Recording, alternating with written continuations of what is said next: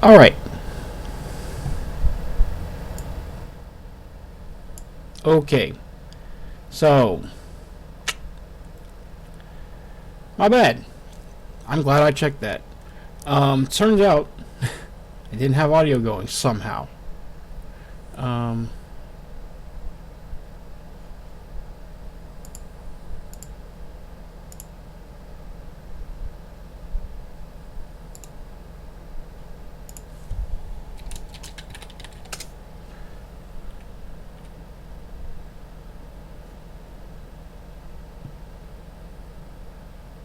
let's see. Just want to make sure. Okay, my thing looks good. Oh, okay. Sorry. I think my webcam mic was on too. All right. Restart.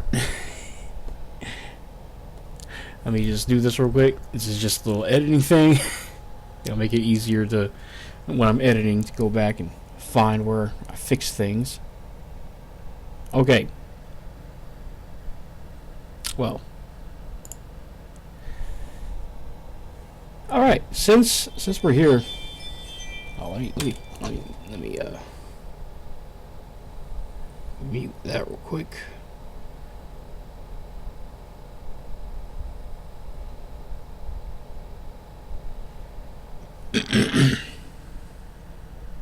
Yeah, not what I'm trying to do, phone. Oh boy. Oh boy. 1 second, y'all. Okay, no, not what I'm trying to do, phone. I hate this phone. I hate Samsung phones. Great. Yeah, so I get a we have a freaking Ring doorbell, and I get a notification every single time a cat goes by or someone in the neighborhood drives by. I'm trying to disable it, but my phone, it's an old ass Samsung Galaxy, and it's not cooperating. Anyway, so let's kind of go ahead and restart. Since the audio wasn't working at first, and I didn't know, I was testing things out. So, like I was trying to say, I have a new stream set up, and I think I just got it all figured out now. Y'all are gonna have to let me know. But I'm looking at the audio levels here. Let me turn down a little bit more. That seems to be good. Alright. Yeah. Alright.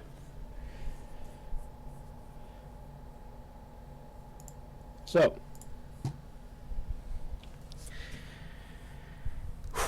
Welcome to Kenshi. If anybody who hasn't seen this before, this is a hardcore Ironman run of Kenshi, which is a sandbox isometric 3D. Well, it's not really isometric. It's top-down 3D squad-based RPG sandbox, basically. There's no quest. There's no main quest. There's no quests of any sort, really. No, not officially. There's only the only goals in the game is the goals you give yourself. You figure out what you want to do. You can be a roaming gang of bandits. You can go take over a town. You can go start your own town even.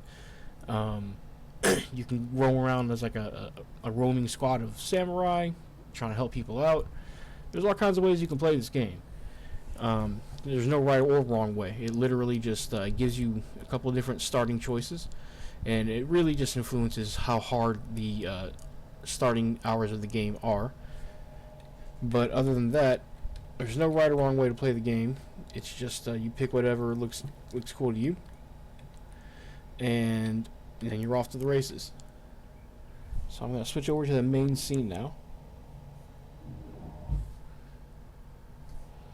So I've already started our character here.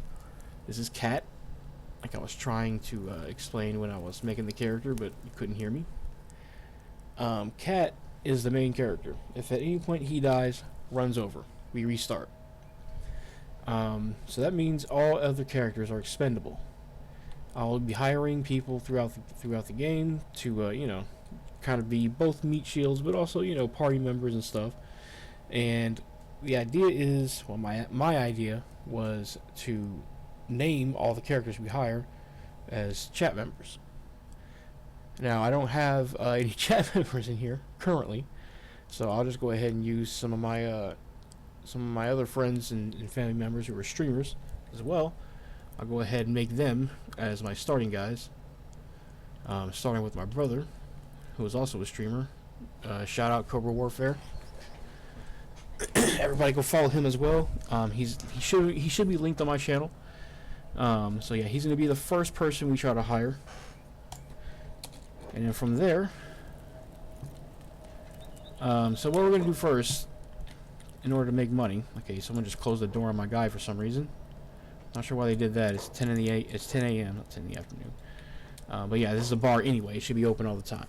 So I have 1,000 cats to start here. I chose the default start, which is just you literally start pretty much smack dab in the middle of, like, I know this doesn't look like it, but this is basically the middle of the map. The further out you get, crazier things get. And you can still easily get killed, right around the start here. There is no mercy in this game. In most RPGs, you roam around and you beat up on weak enemies in order to level up. In this game, it's kind of the opposite. You're going to get beat up by the weakest enemies in the game over and over and over again until your guys are able to finally fight back. And that's just how this game goes. Now, the main reason I came in here is I'm looking for... I don't see the drifters. So, oh, he's probably wandering in right now. So this should be Logan Muto. So I think because of the mod I have, his name is Muto. But either way, he's a gunner. And as you can see, he wants me to pay 6,000 cats before he'll join me. So I don't have enough right now. But I have a plan to get it. And honestly, I'm going to tell you, it's pretty boring. So before I discuss it any further, really, I'll go ahead and yap about my plans for this series and everything while I get started on that. First, if you notice, we have no bandages or anything. So that's going to be the first thing I need to get. And oh, are you... Okay. Whew. I thought for a second that they actually didn't have any bandages. Okay, I'll buy at least one. Let me see. What else do they have? Let me see if they have anything useful. I will be wanting him to be a crossbow gunner at some point. I'm just looking at what they have. Okay, so I can afford this. And then I can probably afford some ammo for it. And then I at least have a way to defend myself. But if I'm being quite honest, I'm going to be running away. Well, if I run away, yeah, I think I will go ahead and buy this. And some ammo. And it doesn't matter exactly where you put the weapons on here. Just know that if you have two weapons in this slot, which you can do, you can have two. Like, I could have one of these, and I can have another one in here. Like, I could put this one up here. Whichever weapon is on top is the one your character will use. So if you wanted to dual wield, well, you can't dual wield weapons. But if you wanted to have, two weapons at the ready, you can have two on your weapon one slot, and then whenever you want to switch, you just swap the ones, the one that's on top with the one that's on the bottom, and then whatever's on the top is the one your character will actually use. So that's useful. Like, there's certain weapons that are better against robots, certain weapons that are better against animals and stuff, and you can use that to maximize your damage while also maximizing the amount of stuff you can carry, because you don't have to carry, if you have katanas or whatever, you don't have to carry. Well, you probably might want to in the long run, but you won't have to carry as many katanas in your backpack, for instance. Or even if you have guys with heavy weapons, which we will at some point, they can only have one in the weapon slot no matter what. So, I mean, that doesn't really apply to them, I guess. So I don't know what I was talking about there. I don't know where I was going. But, let's see. Yeah, and these researches, I'm just looking at what they got, trying to get a feel of what I can get. It looks like, yeah, they have like katanas and stuff like that here. I don't know if I'll go for that here yet, but okay. So my guy should be okay on food for a while. I'm actually not going to take food right now because we're probably going to get beat up a little bit here in the start. That's why I went ahead and got the bandages first off. Can I buy another one? Okay, he's got 3. I can buy 3. I'll go ahead and just buy all 3 of them, just to be safe.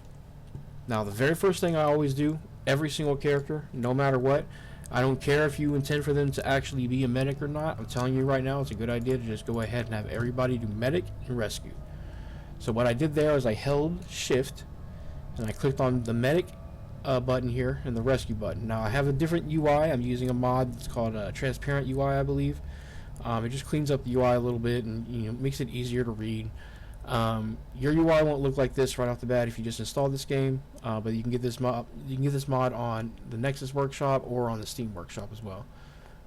Nexus Workshop, I don't think it's called that. I think it's just called the Nexus, but you know what I mean. You can get it from the Nexus or you can get it on Steam Workshop.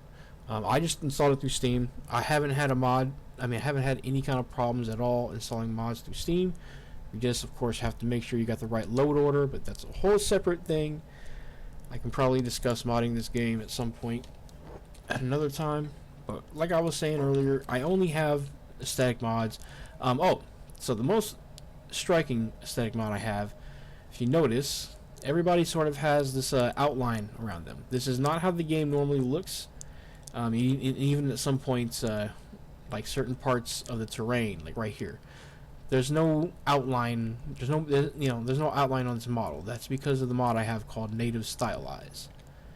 It just kind of is meant to replicate the look of how Kenshi 2 is supposed to look. So it's a mod for Kenshi 1 inspired by the art style of Kenshi 2. Or what the devs have shown off of Kenshi 2. It kind of gives everything like a watercolor comic book style look. I don't know. I really like it. It makes the game look a little bit more stylized. That's why it's called Native Stylize. And, I don't know. I really like the way it looks. Some people might not, but you get used to it after a while, and I kind of prefer it now with like this. It really, helps things pop too, like this bar sign. Like, it's a lot easier to read in this rather than in the regular game. It's a lot easier to find, is what I mean. Same thing with like people. Like, it's a lot easier to find people on the ground and stuff like that. You'll see what I mean as we play. But so what I did just now was I assigned my guy to this copper node here. I assigned him as a job. And if you notice, it goes medic, find and rescue, then find and put in bed, then copper resource. So basically what he's going to do is he's going to try to do things from top down order. If at any point him or someone else in the squad gets hurt, he will stop whatever he was doing, go and heal them or himself, and if he needs to pick them up and put them in a bed or rescue them, he'll do that. If not, then he'll just go over here and mine. And that's his workflow basically. So we're going to go ahead and let him do that. And just now I hit F4 to toggle ×3 speed. And graphical bug there that I've literally never seen before in this game. Yeah, this game has some jank. Oh, it's coming off of this bone dog here. So we got, let's see, what are these guys? Slave mongers. Interesting. Stretching their models to the center of my screen. That is an interesting bug. I have never seen that before. So yeah, these are slave mongers. So basically, these guys, if they catch one of your squad members lying around, or heck, even if they walk by and they just decide, you look like a slave, they're probably going to try to attack you and take you as a slave, which is a thing that can happen in this game. You got some escaped servants. So these guys are escaped slaves. It's a randomly generated roaming group of escaped slaves. Let me see. What's the? Excuse me. Here I'm trying to. There we go. So these guys, these are basically some early game enemy fodder. They're they're neutral to you. They shouldn't attack you unless you attack them. or steal from them or something like that. So we're just not going to do that, for one thing, and they should leave us alone. But these guys here, they could be a problem. If they decide to, they could just decide to try to fight me. And at this level of the game, I don't have any protection, I don't have any other help, I don't have anything that can stop them from basically just wrecking my shit.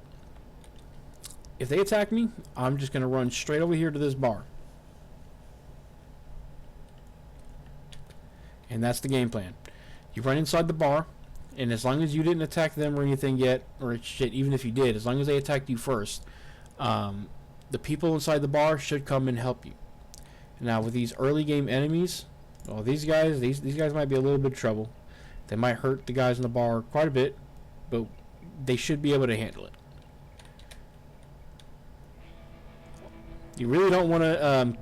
You really want to try not to let these guys die, though. These ninja guards. It might even be a good idea to heal them should they go down. But I'm going to go back into stealth mode here, and I just did that by hitting X. I'm not sure if that's the default key or not. I don't think it is. But I might have changed that on my end to be X in order to go to stealth. But you can also just click the button down here. Should be right around here, you know, even if you're using the default UI. But you can just click the stealth button, and this little icon pops up here. Zooming in doesn't really help you see it much. But yeah, this little icon right here. So now we are fully unseen. So if I were to try to run up and look, I have a 12% chance to knock this guy out now. And that's only because he doesn't currently see me. Now, in order to make that 100%, you need to train up your stealth, and you need to train up your assassination skill. So let me try to pull up my skill here. So currently, hold on a second.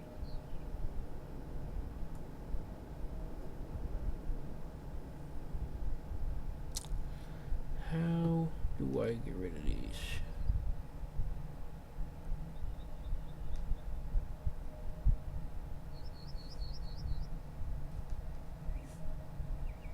Lock.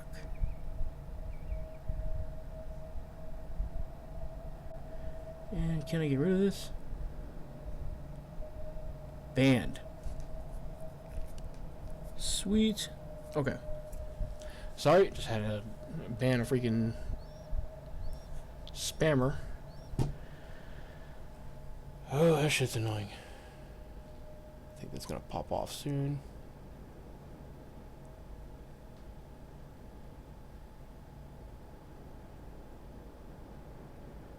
Is it really not?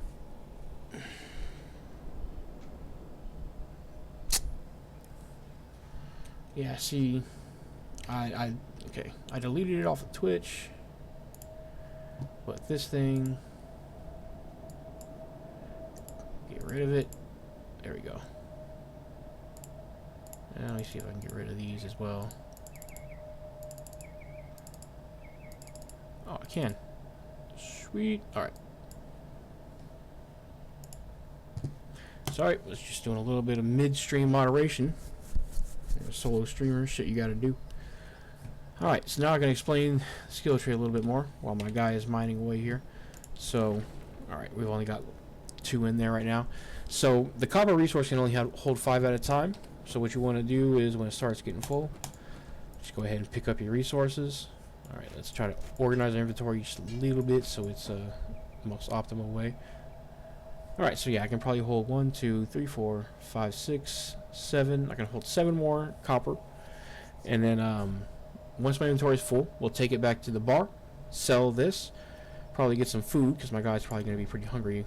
No, he could probably come out for another thing or two after he's done. But yeah, we're just going to basically just do this until we have enough money to start moving up a little bit. So the first thing I want to do is try and hire another guy.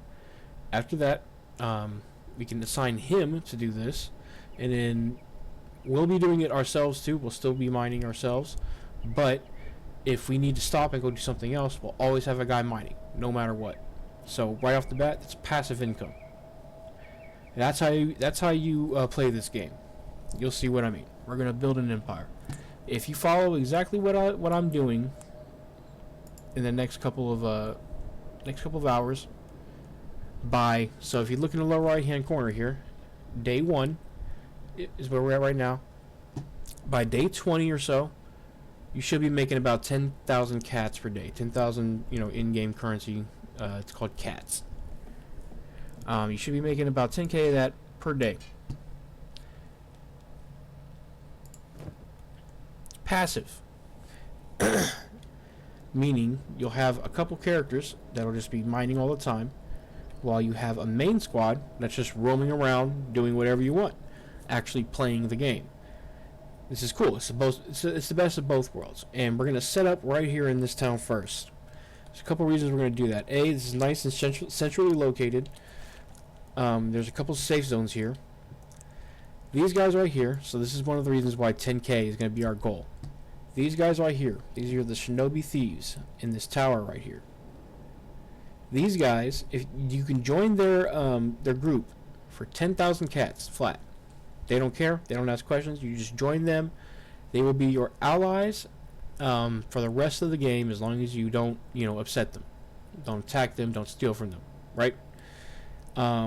This is good for a number of reasons. Shinobi thieves are set up in many, many, many different cities in the game, and sometimes even way stations. Sometimes they'll even just have fences in bars. Fences as in characters that you can sell stolen goods to. And that's one of the reasons they're good for. But the actual reason they're good for is that at every one of their bases, they usually have a couple services that you now have access to. Once you join them, of course. First one being beds. They have plenty of beds, and they have bed rolls up top. For free. You don't need to pay to use those, whereas at bars and inns, you need to rent the beds in order to use them. Which you should absolutely do if you have no other option. But once you get access to the Shinobi Thieves, you'll have essentially free beds at almost every major city in the game. And I say almost every major city because there's some that don't have Shinobi Thieves headquarters or hideouts. But for the most part, you'll be pretty good. So we're still mining away here. We might even be full. Yeah, we are. Yeah, so we'll collect 2 more. My throat's getting pretty dry. I gotta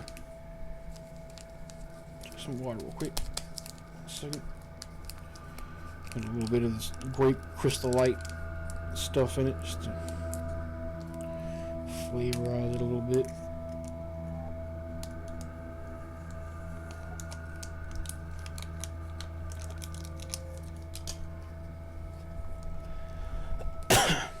So yeah, we're just mining away.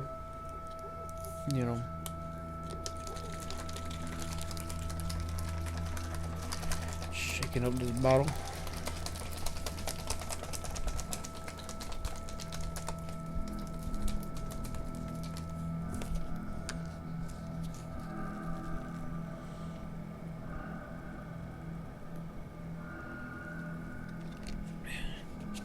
Oh shit. So that was kind of lucky.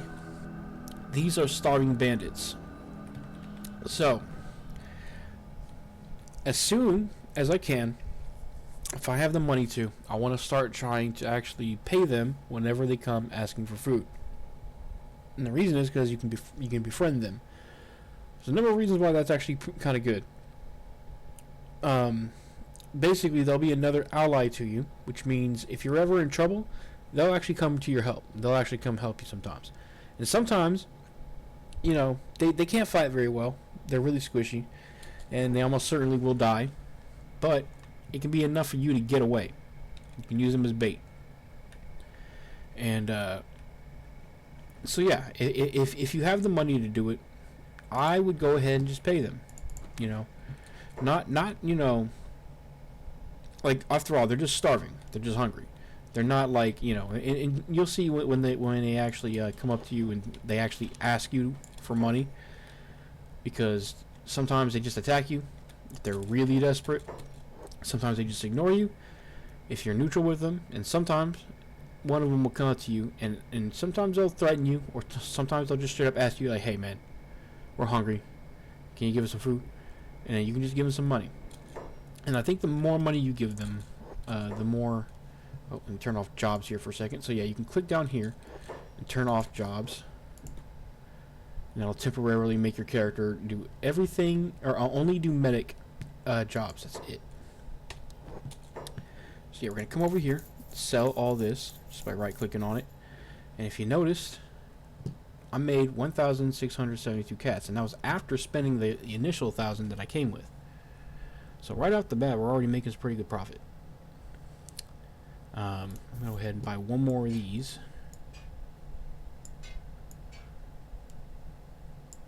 Okay, because that's gonna take about the same space as one of these coppers. So it'll be like 1, 2, 3, 4, 5, 6, 7, 8, 9. I'll hold about 9 copper in this inventory. And there is a way to be able to carry more. We'll get to that in a little bit. We're only getting started here. This is just our seed money. So yeah, my character's starting to get a little bit hungry. Gohan is basically, or Gohan, I don't know how you pronounce the actual food in this game, but that's basically the best thing to get at this stage in the game, as far as efficiency goes.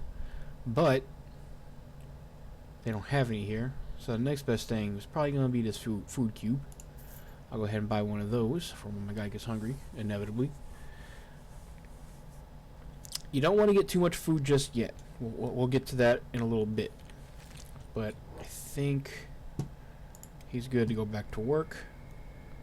So yeah, I just clicked on the jobs button there, and then he just went back to work. Got some more starving bandits. So I'll go back into sneak mode just to make it slightly less likely that they'll see me, they'll notice me. Except it's becoming daytime now, and that's what this icon right here means. So once it becomes daytime, this is your light indicator right here. Fully daytime means, you know, you can go stealth mode, and you know, some people won't notice you, but if they get like right here, like right near you, anywhere like, you know, within about this region, and you have a low stealth stat, they're gonna see you. But it makes it to where you can see things coming from a lot sooner. Like this is a wandering assassin, I believe. Do not attack these guys early game. You are not ready. These guys make for really good, like, mid to late game, you know, tests of strength. They can train your late game guys up pretty well sometimes too, because they have pretty good stats.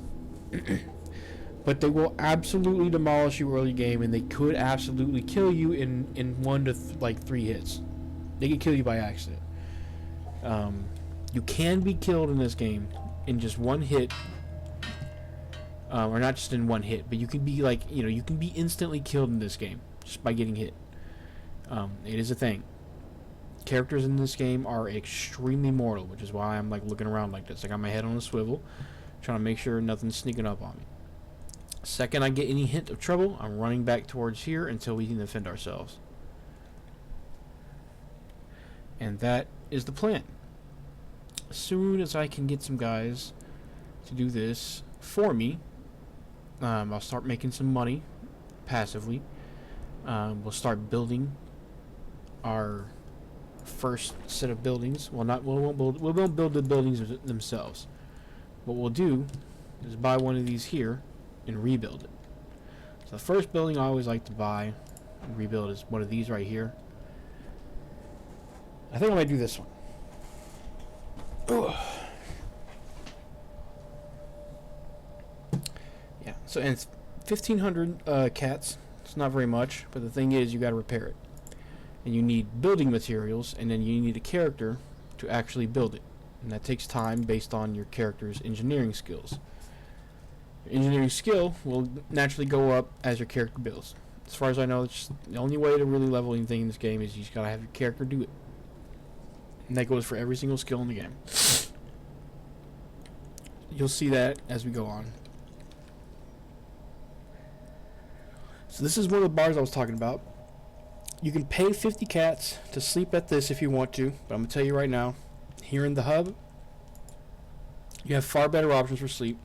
If you go to almost any, or a lot of these buildings here, excuse me,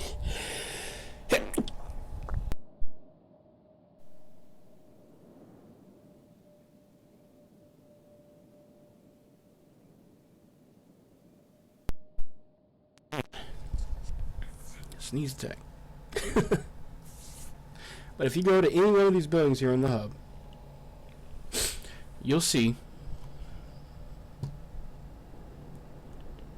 sometimes. Okay, my character is kind of far away, so okay, right here. You can see there's beds, camp beds in here.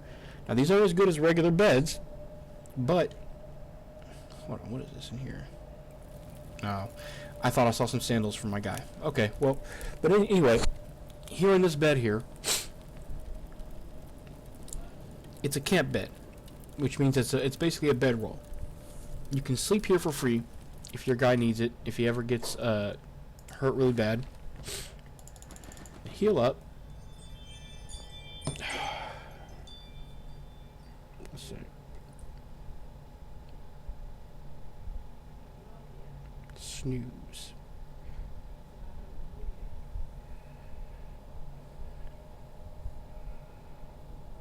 Eight hours. Cool. That shouldn't bother me again. So yeah, my guy just got done mining there. Now we're gonna go drop off. Now I'm gonna stay crouched here because simply moving while crouched near enemies, even if they see you, will train your stealth skill. Your stealth skill will go up more if you move around enemies that don't know you're there. But they have to be enemies. So right now there's not really any enemies around, so my guy's just earning stealth at the minimum rate. And by enemies I mean they have to be people that are hostile to you right off the bat, of course. I know that might sound like duh, but you know. Gohan, okay. I would love to buy a bunch of that, but okay, so building materials is what we need. I think I can get, yeah, let's get 2 of those. Let's go ahead going on this.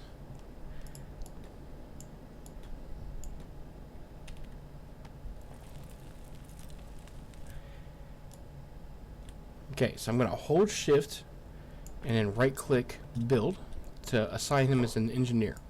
And I'm going to have, and then I just now moved the copper resource job, the copper mining job, down to the bottom. And as you can see, I didn't click anything. He just said, oh, okay. And he ran back to the building and he's applying. Look, he put the building materials that he had in his inventory into here.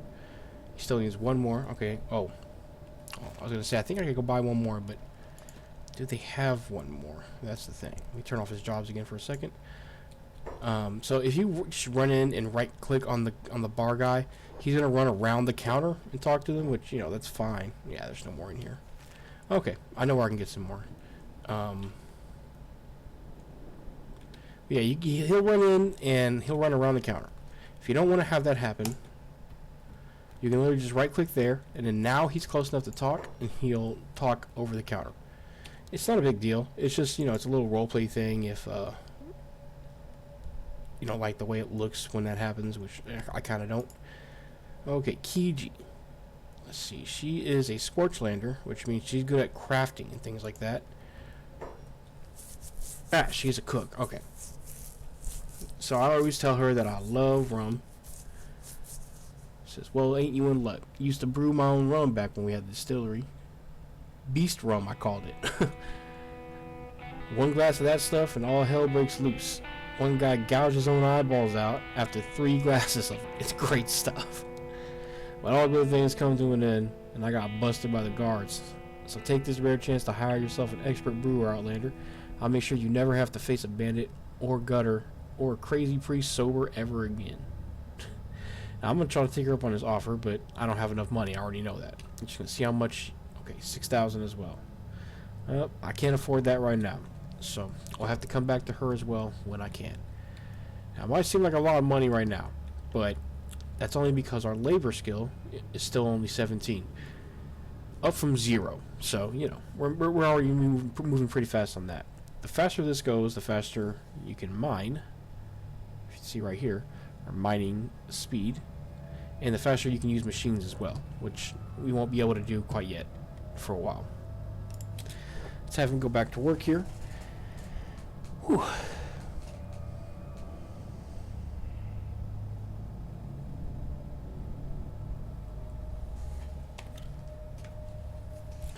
So, oh, and you know what? Yeah, that's what I thought was going to happen. He's out of materials. So let's have him hold off on doing work. So if you go over to this place here, this is another bar.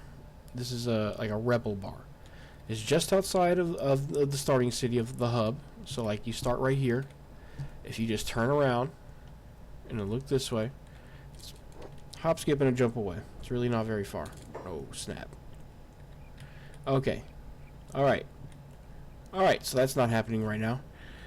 We're getting attacked. So what we're going to do is run over here back to the bar. Now, I don't have anything on me, really. Yeah, I'm still extremely light.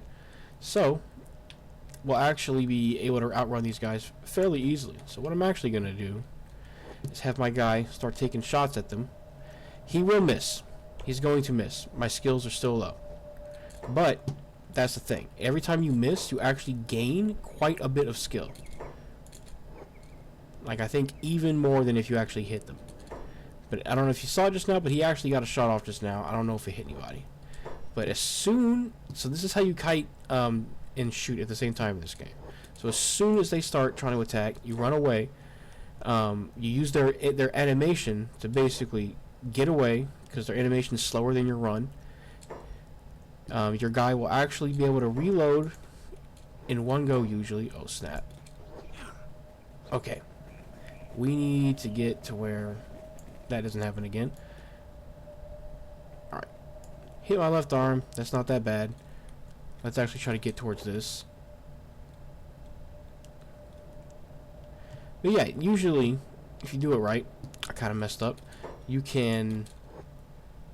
Boom. See that? I got one shot off there. Hit somebody. Where did they get him? Got that guy right in the gut. Right in the stomach.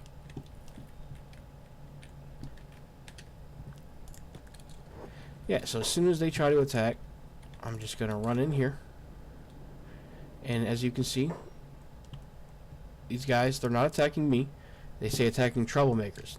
Because I didn't do anything wrong. I literally was just walking around and these guys were like, hey, give me your food. Don't want to take too much damage right now because I don't have any safety net yet. Just going to try to shoot this guy down as much as I can. Okay. I might have to block this guy. Go upstairs. Ooh, he almost got me. Heal up a little bit. Alright, looks like the other guy ran off. I might be able to shoot them from up here. Let's see.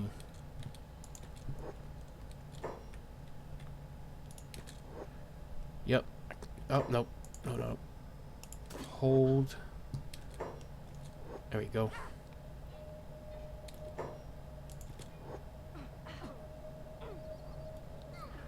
Can you not hit him?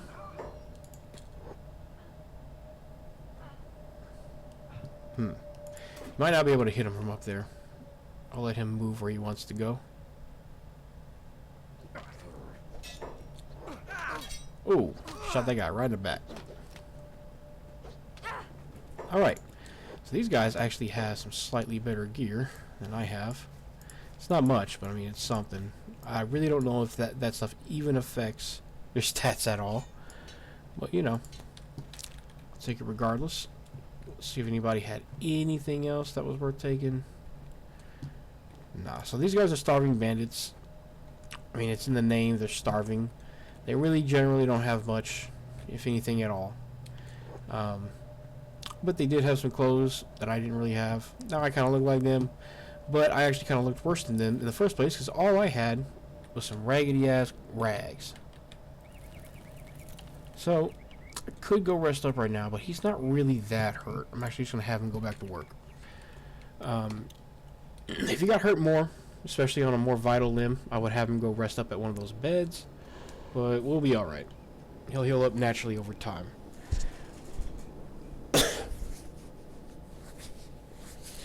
Alright, so again, right now we're just waiting for...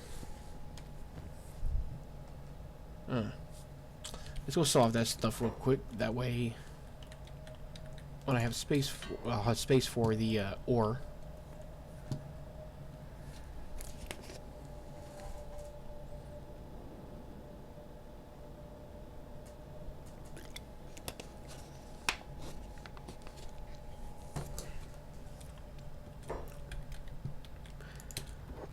Oh, he ran in and out. That's why you have to turn off jobs, because sometimes it's hard to get the guy to do exactly what you want him to do when he's trying to do his job, and you're trying to get him to do something else. Yeah, sometimes it can be kind of annoying. That's why I turn jobs on and off. I actually have it assigned to the J key as well. I don't know if that's the default one or not, but I keep remembering that, or forgetting that, and I have to remember.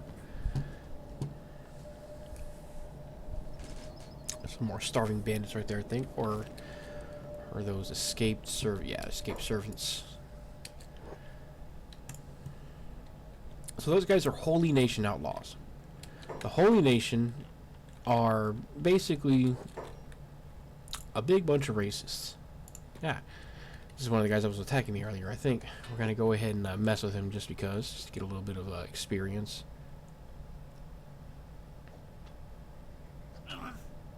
Hit me in the stomach. Should be able to take a little bit more. Ooh. I mean, look at this guy. He's critical. Oh, come on. If it's looking really bad, you gotta run away.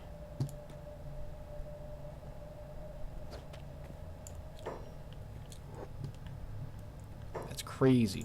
I'll try to shoot him down.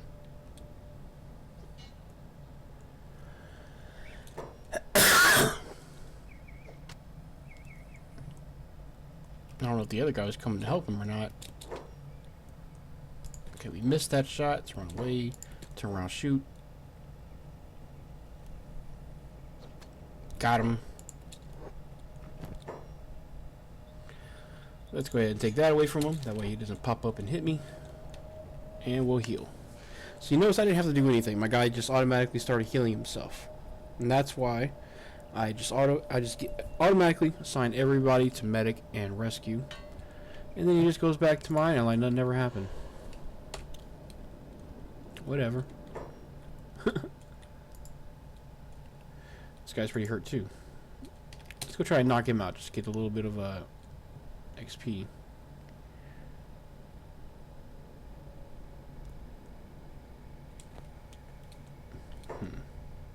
This guy. No? What about this guy? Oh, cool. We actually knocked him out. So we got a little bit of assassination experience right there. And I think we missed there, but we still got experience. Yeah, he's not hitting right now.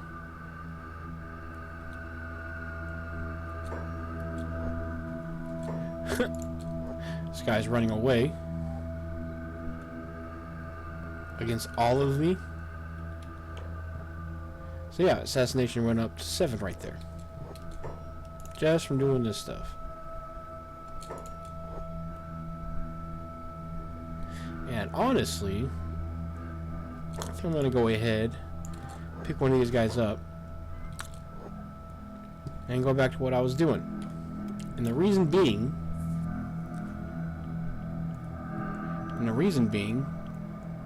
he's getting strength training in. So if I go right here and I go to strength, it's kind of hard to get the stats to stay on the screen. If I go to strength, it says strength training rate, 44. Oh, I'm sorry. Strength XP rate walking, 44%. Strength XP rate combat, 33%. And that's because we're carrying somebody on our shoulder right now, and I probably have a pretty heavy inventory for my guy. Well, it's because we're carrying a guy right now.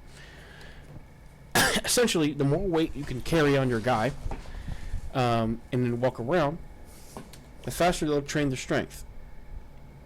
Now, I know that. I know that sounds like a duh concept, but like in this game, you'll see what I mean. It's gonna shoot up pretty fast by him just walking around naturally with this guy on his shoulders. The more ore I carry, the more the effect, the more pronounced the effect will be as well.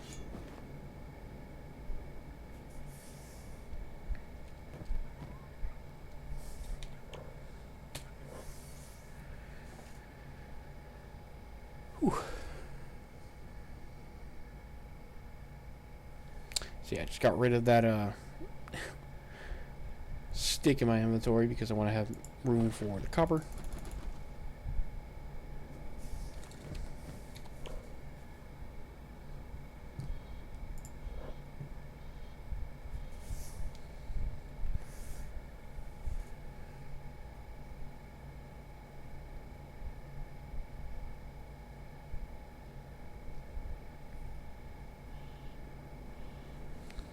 This guy dead? Yeah. So I don't know. I mean, the thing about the bandits is, or the starving bandits is that they're kind of meant to be beaten up on in the early game. This guy's dead too. So I'm literally just carrying around dead weight. But that's perfect. If I go look at my strength, yeah. So I'm at 50%. I'm at 50% walking training rate. Ooh, somebody's attacking me.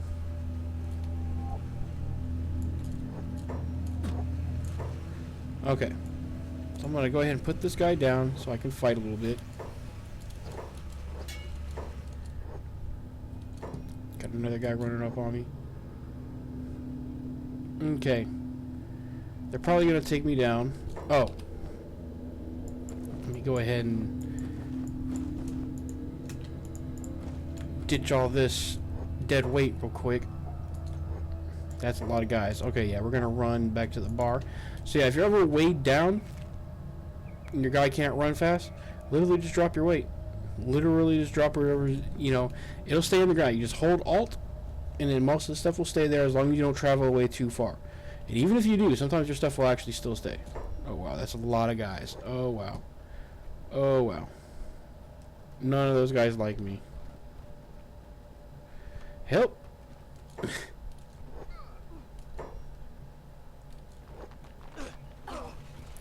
And there we go.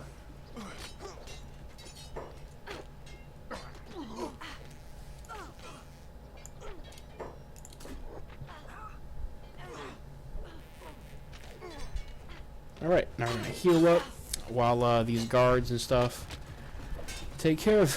Oh my god. Take care of these guys.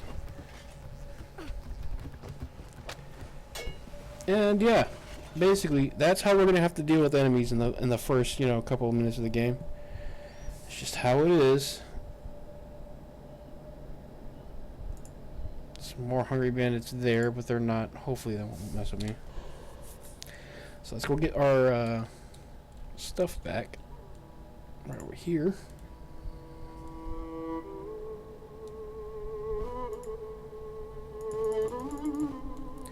Alright, so all I did there is hold Alt and left click on that stuff.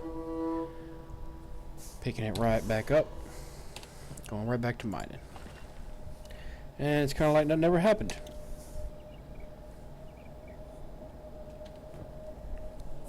Guy's pretty hurt, but I'm going to finish up this mining node here. Or not finish up the node. The mining nodes are all infinite, by the way. They will never run out. So... don't ever feel like you're overdoing a mine. They will never run out as far as I'm aware.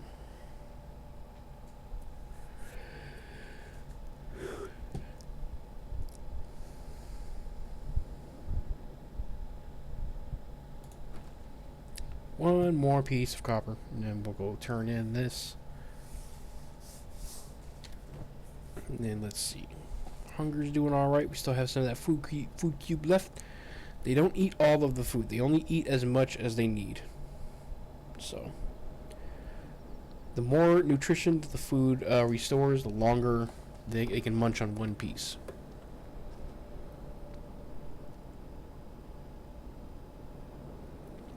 But that doesn't always mean that the higher the nutrition, the better the food. And you'll see what I mean eventually. There's ration packs in the game that, you know, they're the most expensive food in the game. So you think, oh, these things have to be the best.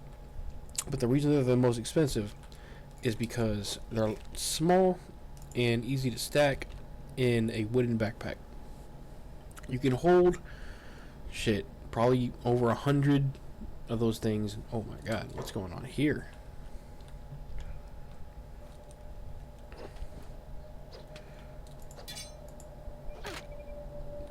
Ninja guards are fighting these hungry bandits.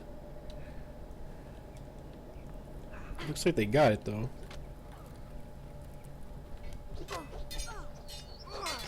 And this is why I like Kenshi, man. I'm just doing my thing. Meanwhile, these NPCs are straight up having a big old battle over here. Completely unrelated to me.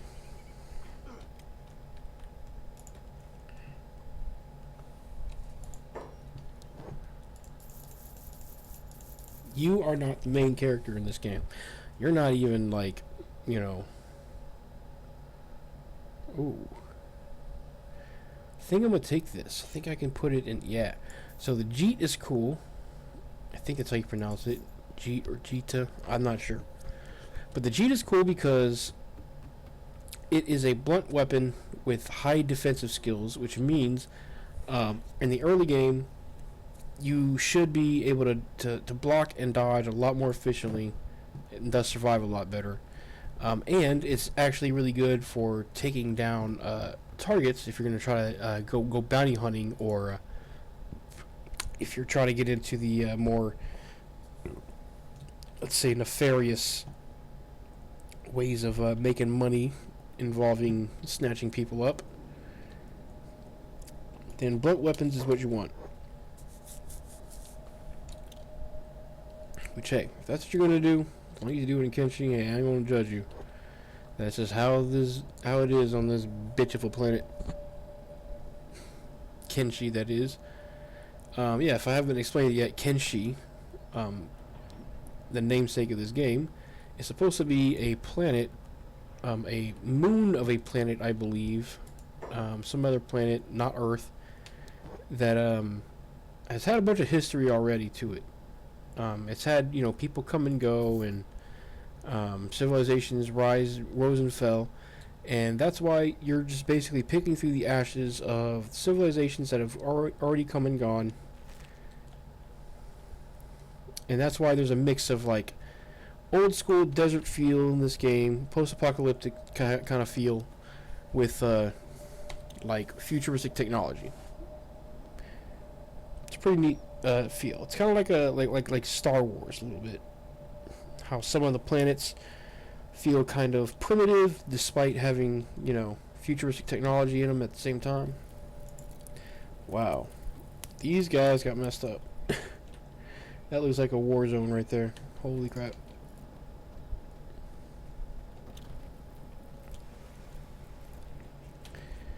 Ooh, I just hear, like, mosquitoes and flies and shit buzzing around those guys. Alright, so we got our other thing here.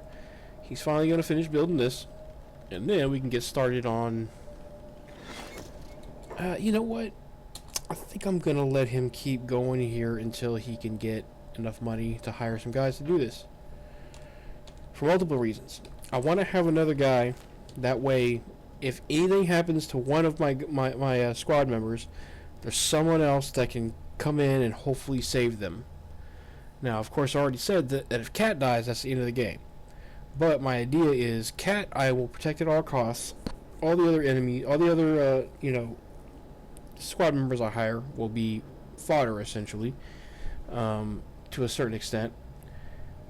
And they will be the ones taking the brunt of the damage. Cat, he'll be a crossbowman, medic character, mostly just shooting from the sidelines, and then if things really start to get crazy, he'll probably run and hide, and then come in and heal up anybody who's still alive, if any. And if everybody dies, well, Cat got out. And that's the goal. As long as Cat gets out, the run continues. If Cat dies, we get a new Cat. And maybe I'll even change it up. I'll try a different, start or something if he dies. I've done pretty much all the starts already. I like them all. Yeah. But that's if Cat dies.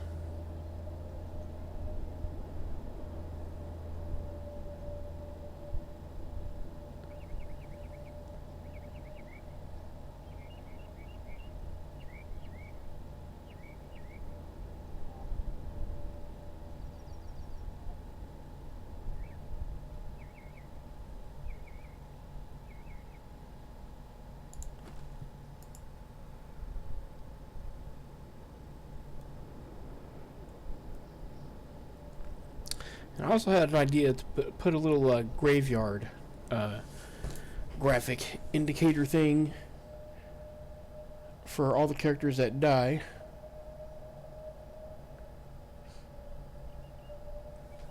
Just looking at the thing to make sure everything's still working right. Looks good. Yep. Oh, yes, still looks good. Audio levels look good. Let me check the actual Twitch and the actual YouTube streams. Twitch looks good. YouTube looks good. Good. Good, good, good, good, good. My new setup is working, y'all. Except it says unstable on Twitch.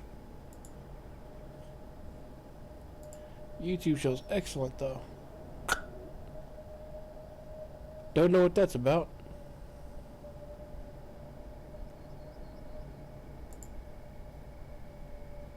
Oh.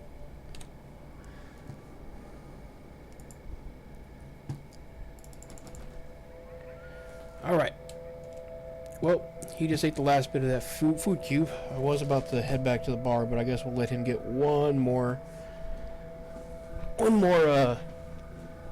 piece of copper. Taking my shoes off here. I think I'm going back outside today.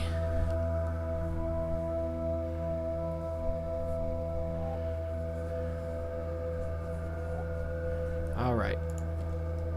Let's have him stop working, and he'll stop as soon as I pull him away. He should be almost healed up by now, yeah. Alright, let's head back to that bar. Sell off our goods. Remember, our goal right now... I need to set this up. I need to set up a goal graphic.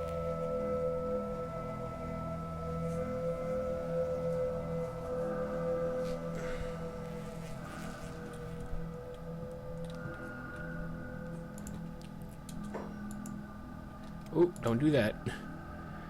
Remember, if you're stealth, to unstealth before you talk to characters if you're not trying to knock them out or steal. I made that mistake a couple times. Alright, so we got 2K there. See, so like 2-3 more times doing this, we should have enough money to hire another guy. I think I'm gonna hire Logan first.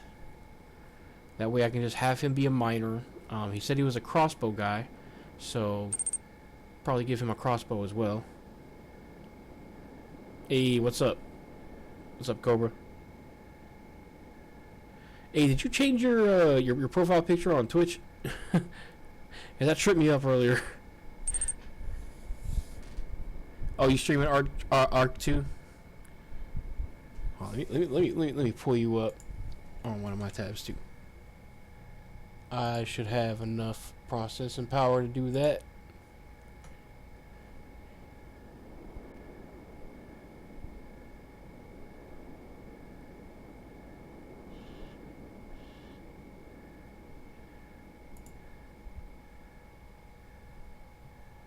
Yeah, you did change it.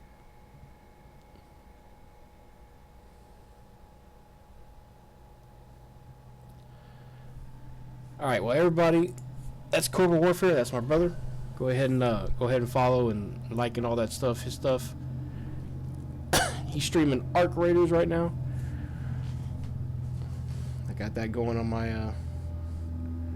other monitor now. Think you've seen this game before?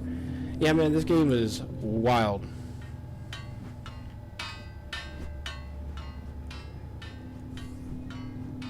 have this going right now? Oh, I do. Yeah, turn that down. Okay.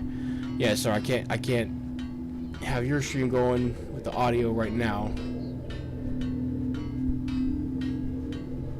Yeah, man, I'm doing a hardcore run of this game though, where basically, if anybody dies, that's it. I can't reload my save and try to get anybody back. When stuff happens, it's for keeps. It's kind of like Nuzlocke, but for this game. It's like a Pokemon Nuzlocke, but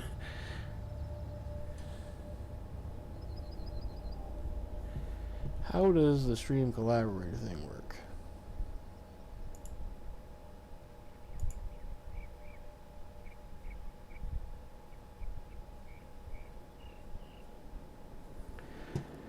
Oh yeah, man, but I looked it up, and apparently Arc Raiders does work on Linux fairly well, which is what I'm running. It's just a question of whether or not my computer can handle it. That I don't know.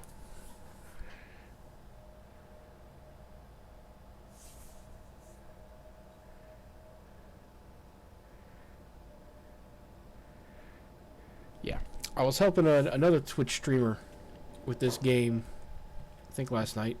Yeah, it was last night. And he hasn't gone online yet.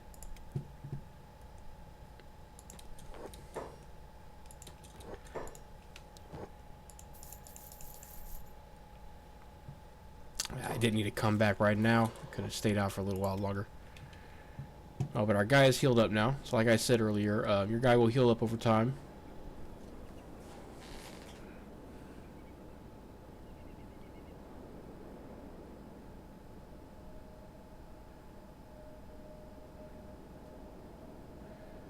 Man, I'm looking at my computer resources, and I am definitely hitting it hard now. I'm using that bitch. Let's see. YouTube looks good. Twitch is looking good. Restream's looking good. Cobalt Warfare stream looking good.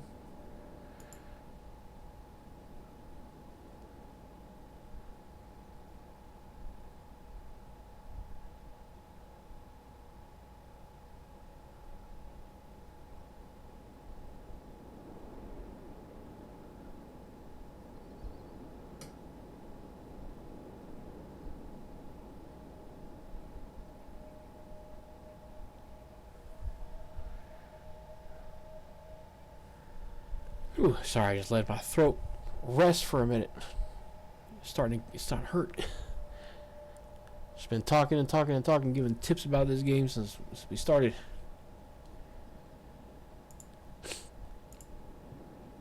Oh man.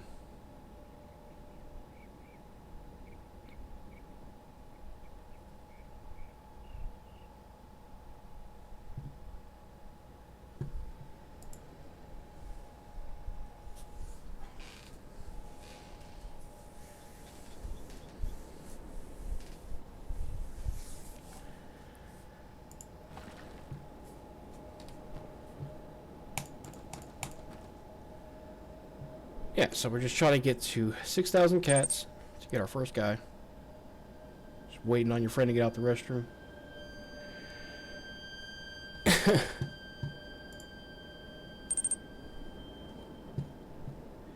What do you do in this game? So this is a sandbox RPG, basically. There's no real goals. It's kind of like it's like Minecraft, but like RPG, in the sense that you're a dude in the world. You're not at all like the main hero or nothing. This is my guy. I literally started out, all my stats were level 0, everything. I'm training it up as I go. You can hire more squad mates to go with you. That's why down here there's some more space here. You can hire up to about 20 or 30 guys if I'm not mistaken. You can hire up to 20 or 30 guys. Without mods, and you just kind of roam around the map. You could be a roaming like gang of bandits. You could be like you could be traders. You can go around do try to help people, be like a roaming group of samurai, medics. You could stop somewhere and settle and build a town. You could take over an NPC's town. There's a lot of things you can do in this game. We're going to be trying to build a little empire. And then we're going to attack the Holy Nation. Which is basically a big bunch of fucking racists. They're literally, if you're any race other than Greenlander, which is a human basically in the game, and there's other races in the game. There's these hardy races of horned, hard-skinned people called Shek, and then these bug hiver guys, the Holy Nation. But yeah, the whole nation, that works too. But there's other races in the game, and the Holy Nation, they hate them all. If you're seen with them, if the Holy Nation sees any of those races out in the world, and there's not a human in the group who they assume is their slave master, they will just straight up attack them. Yeah, that works too. But basically, those guys are in the north. I don't have to worry about them as long as I don't go up too far north. They do patrol down south a little bit, but generally they stay up north. We're going to try to build an army and go take down every single one of their cities, one by one. All of their farms, all of their cities, all of their slave encampments, free all the slaves, and literally go and try and take down their main city and kill their leader. That's the goal of this run. That's the ultimate goal.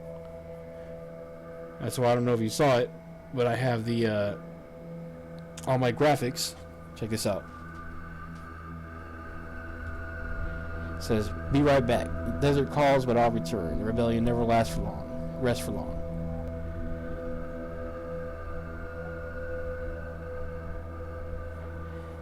And by the way, I'm using my Nintendo Switch as a stream deck to do that. I have my Nintendo Switch, which is running Linux. I don't know if I've shown you all this yet, but it's literally, my Nintendo Switch is a computer basically, and I literally have it operating as a stream deck. I can touch the touch screen, press buttons, and do things on my stream. I can use it to capture clips, change my scene, all that stuff. And over here on my right, I got a touchscreen laptop which is displaying all the chat. That's how I'm able to talk to you right now. I got a whole setup, man. And then I even set it up to where I can stream to both YouTube and Twitch using my server, using my home lab server. Basically, I'm running a little broadcasting studio over here. This is crazy.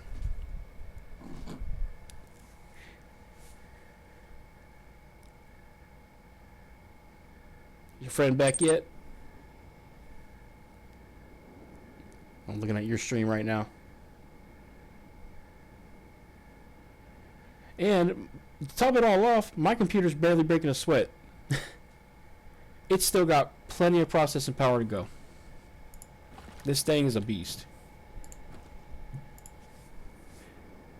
My GPU is crying. My graphics card, but...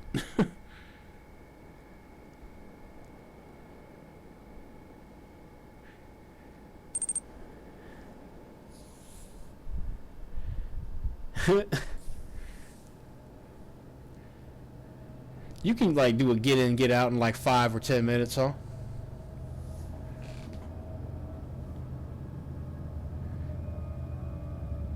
From what I've seen of this game, it's not, you're not locked in for minutes upon minutes.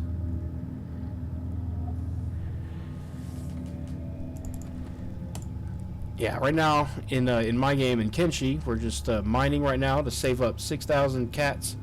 That's what they call the money in this game, so I can get another squad member, so I can have him mine for me while I run around and do the fun stuff. You see, I'm in the empire business.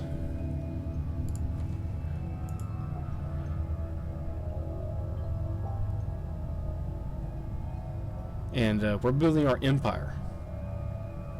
It's going to be built off of this brown stuff here. This brown, hard, molecular structure here.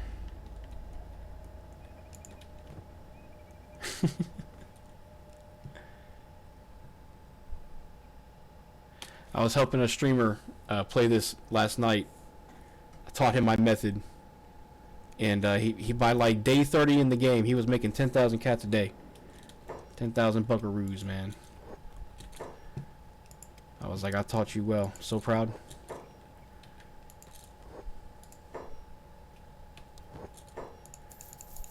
It's part of why I'm trying to stream this now. I'm trying to impart my knowledge of this game. I have over 1,000 hours in this game. Believe it or not. Next to like Minecraft and Team Fortress 2, this is the game I've played the most, I think, in my entire life, which is crazy because I only started playing this game like maybe about 5, 6, 7 years ago, something like that.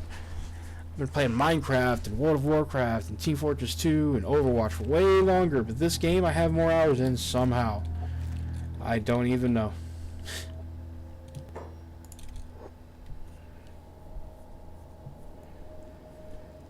But yeah, those are all games you can also look forward to on the stream.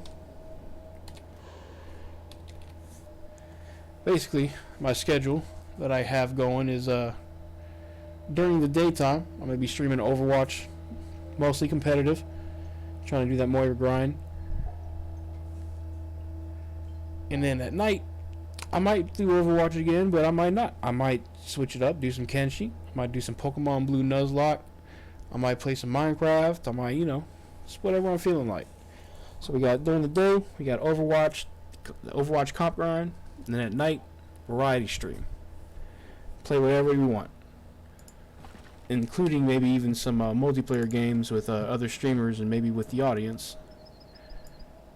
I know Cobra's down. We just have to figure out a game we can all play. I would love to play Arc Raiders, but I just don't know if my computer can run it. If I can determine that, I'd be so down to play Arc Raiders. So it looks pretty fun.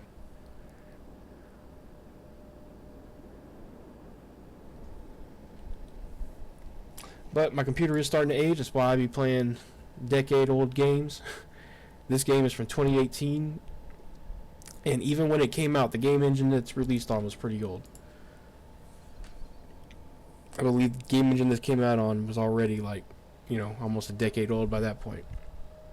Because the guy had started working on it, and he just kind of took a while. This game was made by mostly one person. It's kind of like a Concerned Ape situation, if you know who Concerned Ape is, the developer of Stardew Valley. Oh, it looks like Cobra's in a fight right now. Got some fuckers fucking with him.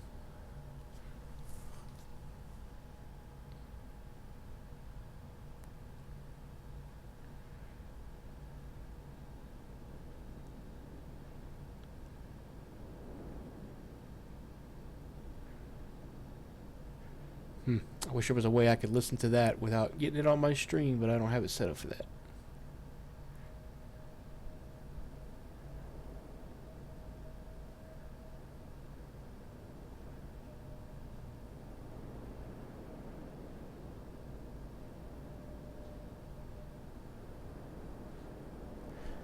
Maybe I should try to figure that out. Oh, I just realized I have 6,000 cats. Why didn't you tell me, Cobra? What the fuck?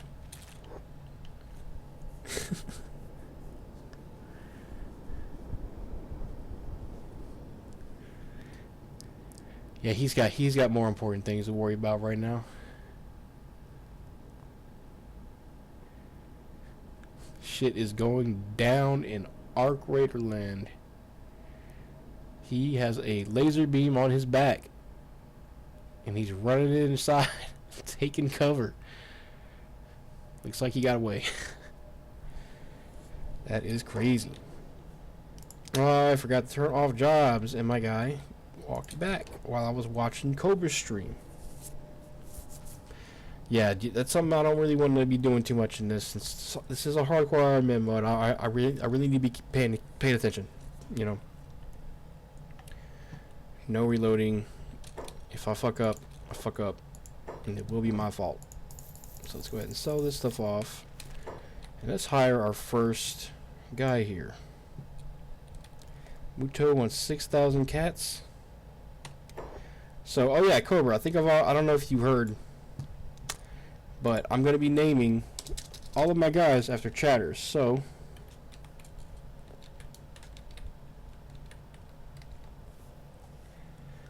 our first character here is Cobra Warfare.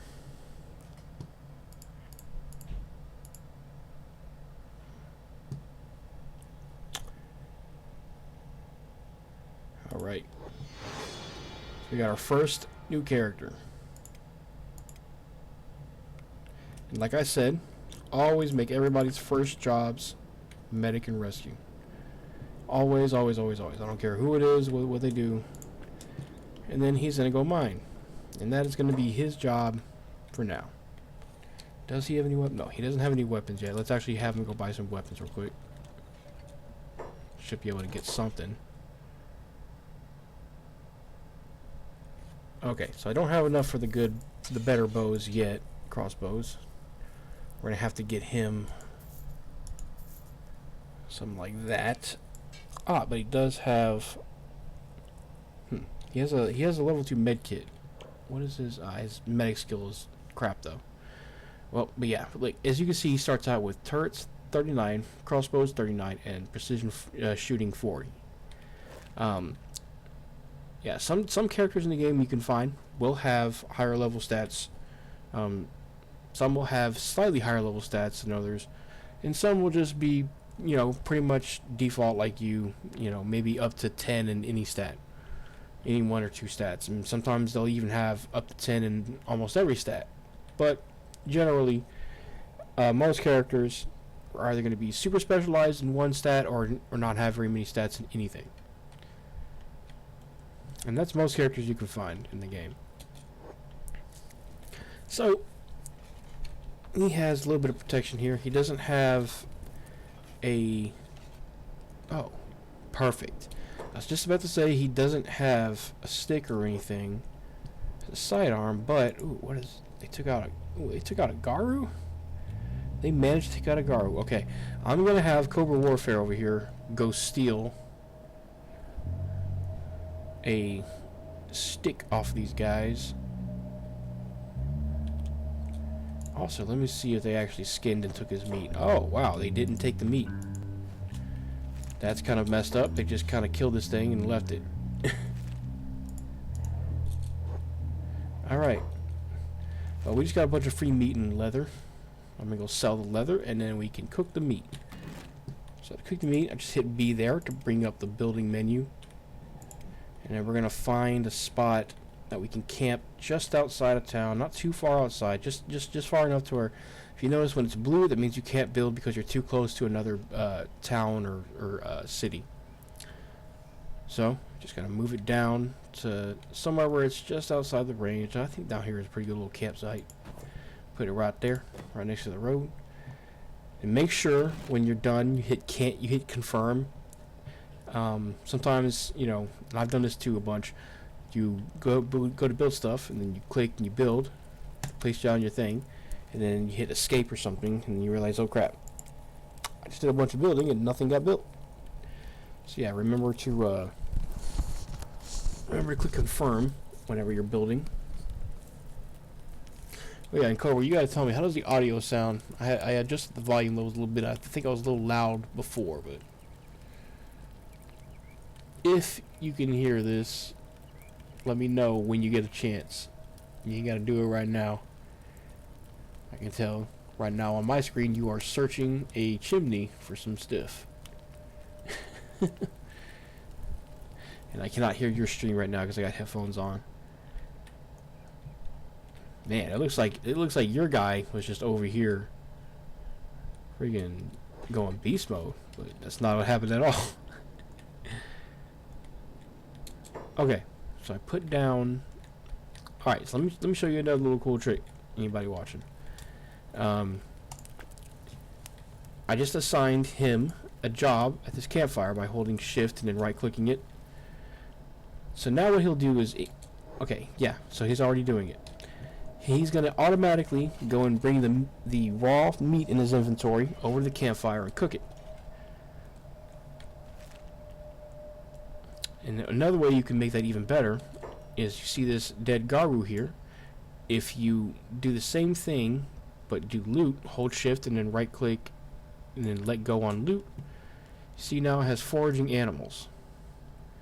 If you go ahead and put that as like the topmost job just underneath the medic jobs, now if there's any dead animals around, Cobra Warfare will automatically go skin the animal, get the meat, he'll take it over to this campfire, cook it, and the cool thing about cooking at this campfire too, it just automatically cooks. All he has to do is drop off the raw meat, and then he can run off, and then bam, it's cooking the dried meat. And I think as soon as he has more space in there, yeah, he's going to come back and then drop off more meat. He'll do that until he has no more meat left.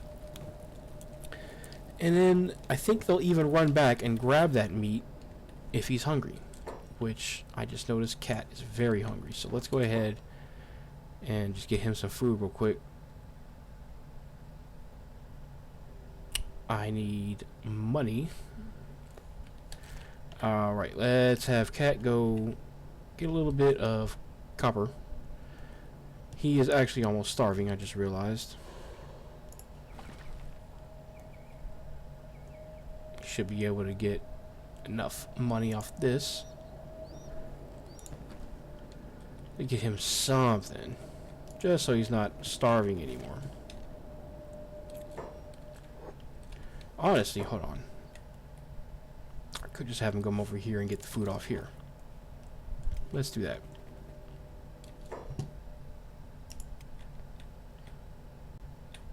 Come over to our campfire, go to inventory. He will run over there. I'll have him grab the food. Cooked food. There we go. He already ate some of it. Cobra Warfare can have the other food that's in there. He can also go sell that. I just realized he had that.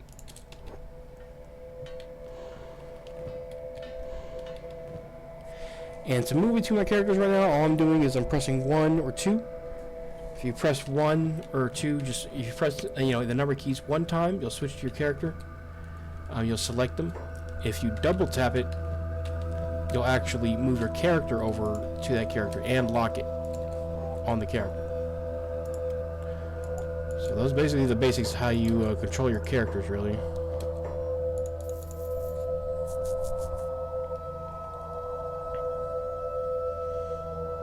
Don't need the basic furniture stuff yet. Have him pick up some Gohan while he's here, and then he can go back to work.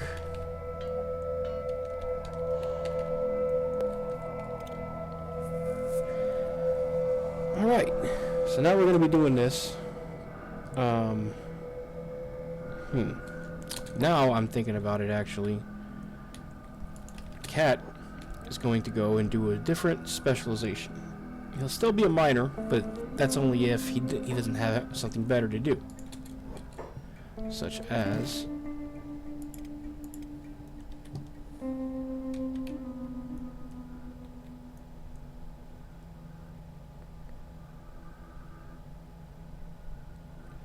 Okay, just trying to get as close to the corner as I can. That way I can have as much space as I can squeeze out of this little tight spot. So we need 3 building material for that. Let's see if they have enough here. They do. Let's get 2. Have him go drop off at least 1 or 2, and then have him go buy the other one that he needs. Alright. So he's building a research bench. This is basically the next stage of the game.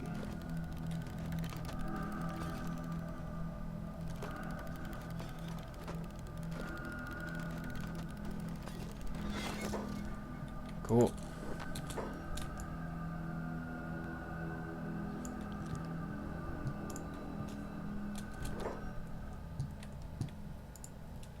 Where is he going? Alright. So I assigned it as a job. I don't know why I wasn't going for a second. So I made it just under engineering. So the way it goes right now is he's going to try to do medic stuff first. Then he's going to try to rescue. If none of that's available, then he's going to try to go build things. If he can't build anything, then he's going to go try to research. If there's nothing to research, then he'll mine.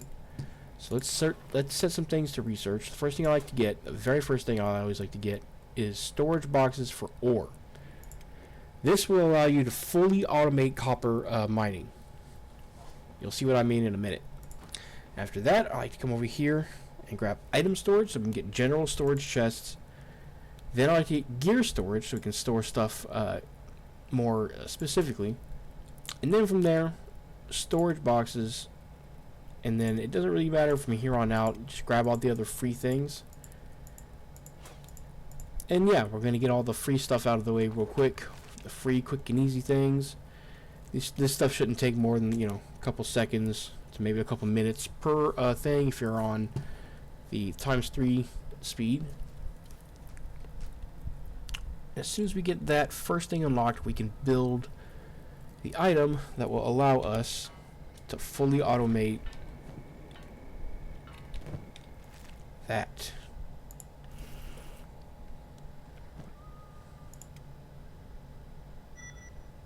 There we go. So we just got storage boxes for ore. So now I'm going to go over here into the build mode and then go to storage. And then we're going to pick up the storage for copper.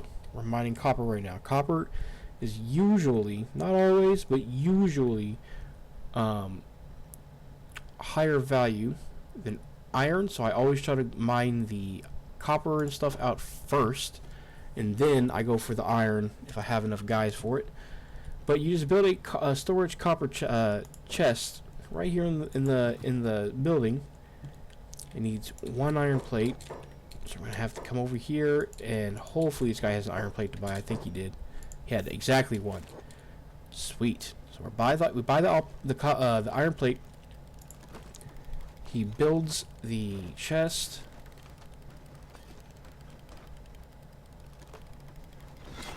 Now. As soon as Cobra Warfare, there we go, he already did it. I didn't do anything there. So he picked up the copper, and now he's running it to the chest for me. So now, all I have to do is periodically come back to this chest, pick up the copper, take it where I want to, and sell it. We now have a fully automated copper industry here. Now, if you notice, though, this is going really slow. It's only like 5 every couple of minutes. It'll get faster as Cobra Warfare's laboring skill goes up, but the real way to scale this up is precisely that. We need to scale. We need to get more people. Okay, Cobra Warfare is... he's about to get attacked unless we can talk to this guy. No. Okay, so these guys just attack outright. I didn't realize it was dust bandits. I thought it was starving bandits from far away. It's kind of hard to see. Hopefully Cobra Warfare can get away without being too hurt. Cat's running over to try to help. Hopefully they'll just knock him out and not permanently hurt him too bad. But they do have pretty strong weapons, and we don't have any armor.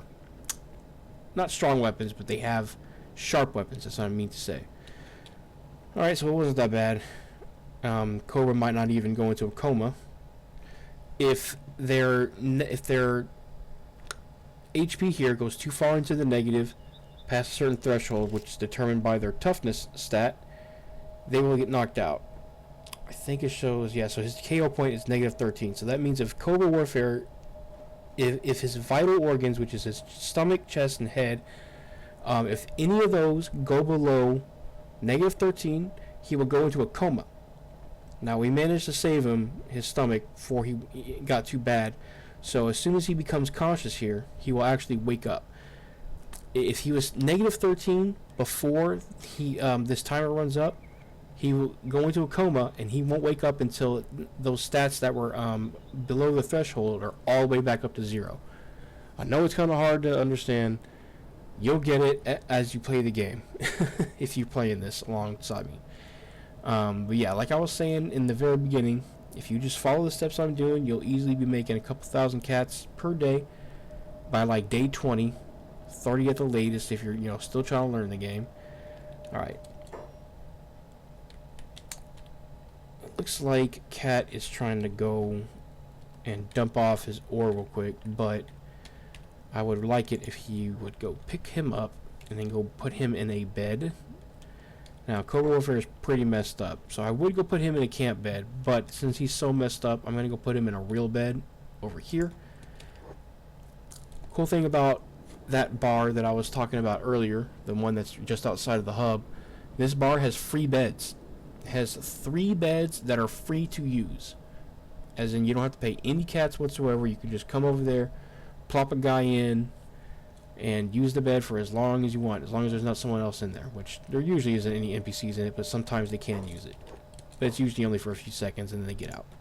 So let's put him down there, and then he instantly gets up, of course, but let's have him go back and chill. So let's actually turn off his jobs. That's how you do that.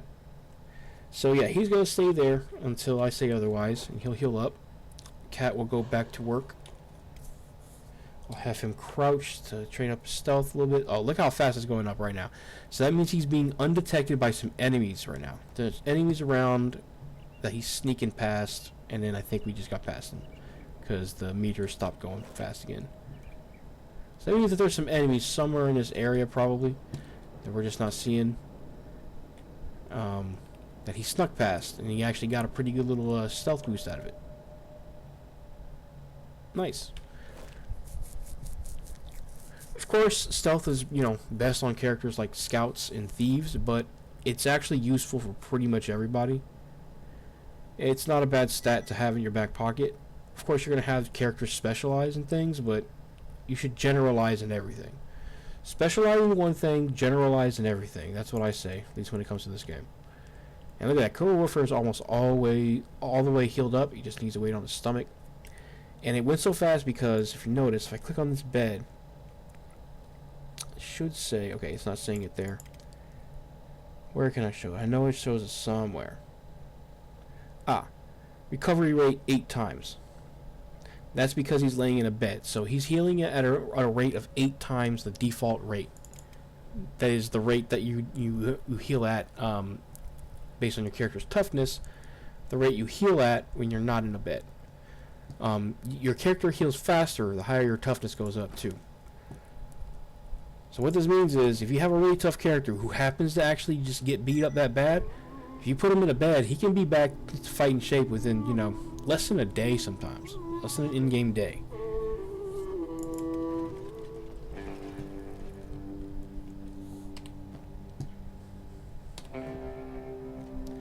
So I think our next goal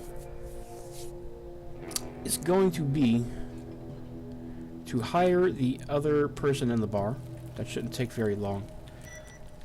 After that, it's going to get to a point where we're going to be making more copper per day than I'll be able to sell here in the hub. We're going to have to start exporting our copper. In order to do that, we're going to have to be able to carry more copper. Now, there's a couple ways to do that. So, obviously, physically, you can only hold a certain amount of objects in your inventory here. If you notice, we have this backpack slot. Now, sometimes, extremely rarely, this bar here can sell backpacks. I've never seen them sold at this other bar here where Cobra Warfare is currently sleeping. And actually, he's awoken now. He can actually come out and go back to work. He's healed now. But I have never seen that bar sell backpacks. This one here, however, can very rarely sell backpacks, but they will never sell the wooden backpack, which in my opinion is the best backpack in the fucking game.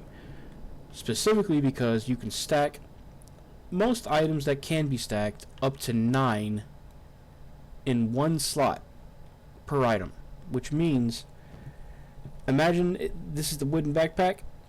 you can have 9 times the amount of this inventory space. Worth it, in my opinion. Trade-off to that is, of course, you're going to feel most of that weight. Backpacks do actually reduce the weight of your characters, of the stuff that's in your character's backpack by 50%. Other than that, though, you're still going to feel all that weight because you're still going to be carrying around, hundreds, or not hundreds, but, almost 100 pieces of ore. Your character is going to feel that. Let's see, who are they chasing? Are they fighting? Are they coming after us? I think they are. Alright. They're coming after us, so let's run back here. Why is Cobra going so slow? Does he have ore on him? He doesn't. Why is he slow?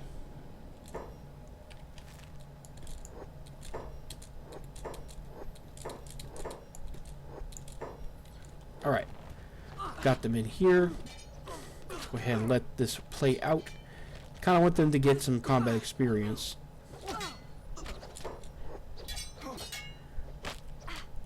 So Cobra Warfare, I'm just having him fight like normal. He's actually going to attempt to hit.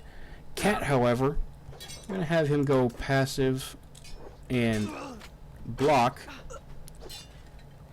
When Cobra Warfare inevitably goes down, I'll be able to go heal him with Cat. While the guards here clean up all the... Okay, well, Cat actually went down, but he should be able to get up pretty soon. Or Cobra. Whoever gets... Oh, Cat's gonna be knocked out. Oh, no. Oh, no. Cobra has to get up and heal him. Come on, Cobra. No, you need to get up and heal. Right now. He needs to heal himself so he doesn't get knocked out. Oh boy, that was actually pretty close there. That easily could have been the end of the run right there. I need to be more careful. Even at this early stage in the game. Alright. Let's go ahead and put Cat in a bed and then probably Cobra as well. They both actually got pretty beat up right there. That's how easily this game can turn. That's how easily this game can turn. They only fought like one guy each. They had pretty much one-on-one fights right there. And oh man. Hold on. Okay. They won't mess with me. I thought those more starving bandits. That would have been bad. We're not nearly there yet and our guys are really hurt. If they get knocked out now, bad things happen. We need to get them in bed.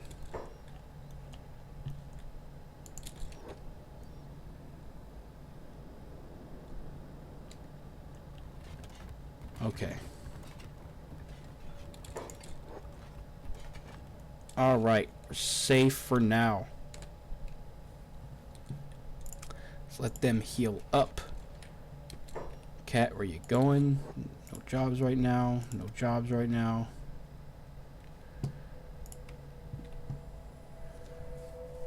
Gonna have Cobra Warfare go on taunt mode right now, which I don't know if you heard Cobra, but you're in my game.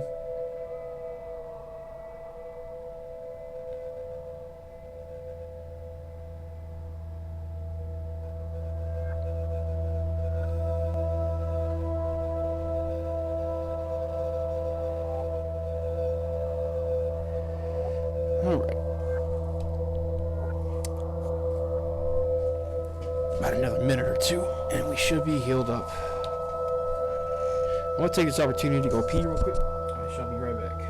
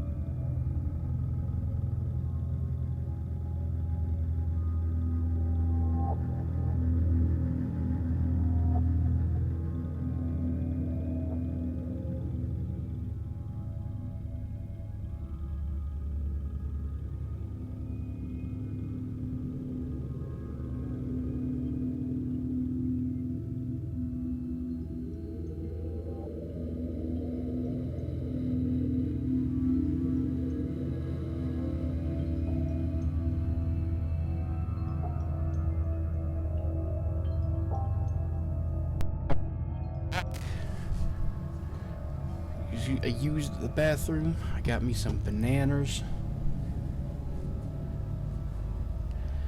We are back. Everybody's healed. They can both go back to work. Go back to work, y'all. Y'all can also both go into stealth mode. So what I did just there, it's another little cool tip. I pressed the tilde key, which is the key right next to the 1 button,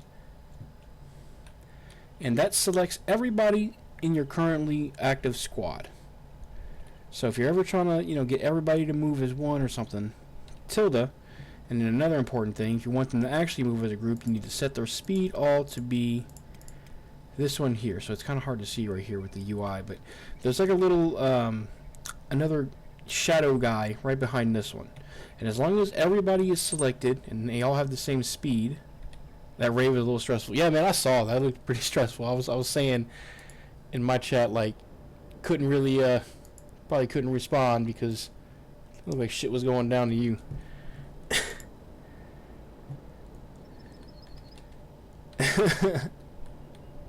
Who are these guys? Okay, they should leave us alone. Okay, Cat should be dropping off some copper. Yes, he is. So our next goal is going to be to buy the next squad member. That way I can have... Oh, by the way, Cobra, I don't know if you saw, you're one of the you're one of my squad members here.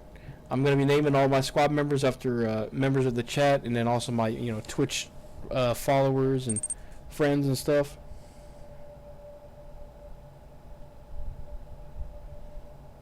Yeah, and you can't hear me when I'm... Yeah, I figured. Same thing, like right now, like I can't hear you really because the way I got my stuff set up, I don't even dare try to activate the audio on that right now. I'm running a new setup, and I don't want to test its limits too much. But yeah, you're in my game. You're Cobra Warfare 01. Your guy's a bow gunner.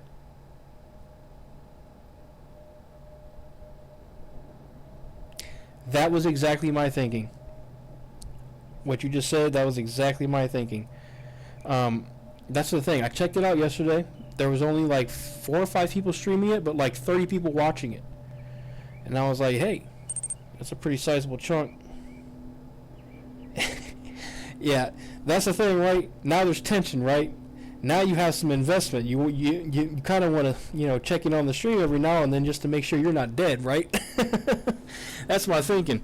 Thinking, the most active chatters, and then, my Twitch friends and stuff. I'm going to get Cuppy on here. I'm going to get E-Man. Y'all are going to be my initial squad. And then any other chatters that come up in here can also join the squad. But yeah, man, you could easily just die or get taken as a slave. But here's the thing. My character is the one that matters most. If my character dies, that's game over. So if it comes down to it, I hate to say it, but I might have to leave you behind or leave you as bait. If we get attacked by some monsters or something...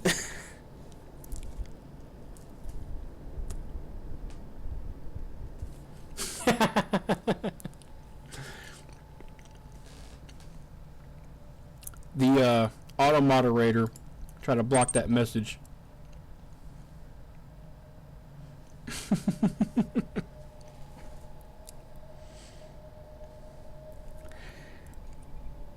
Yeah, man, I don't really want to know what they do with them slaves, but they make them work. I know that.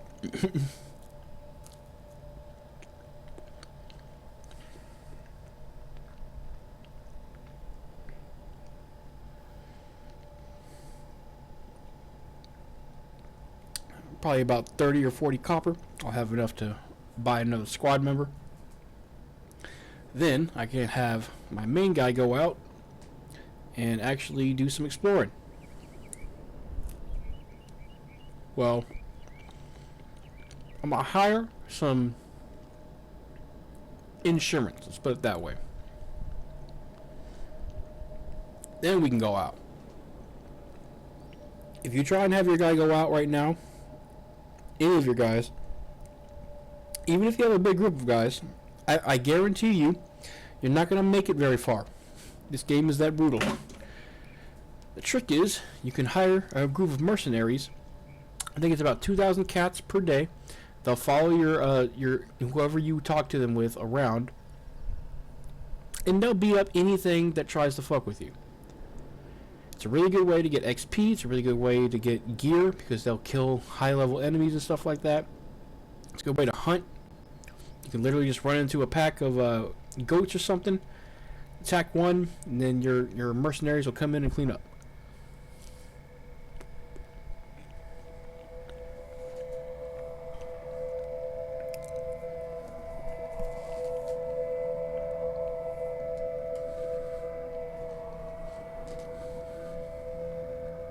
Looks like Cobra's dropping in again.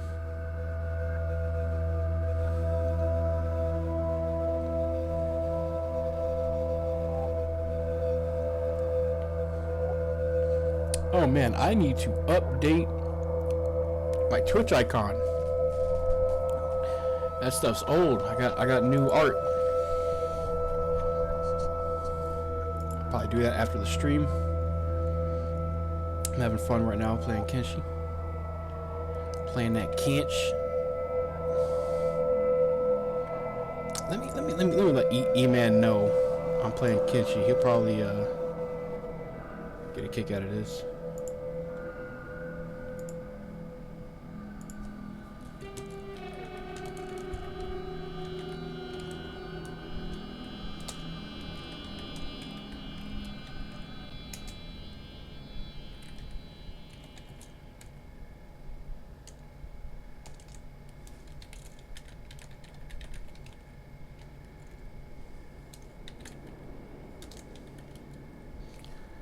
What's the name of the Arc Raiders?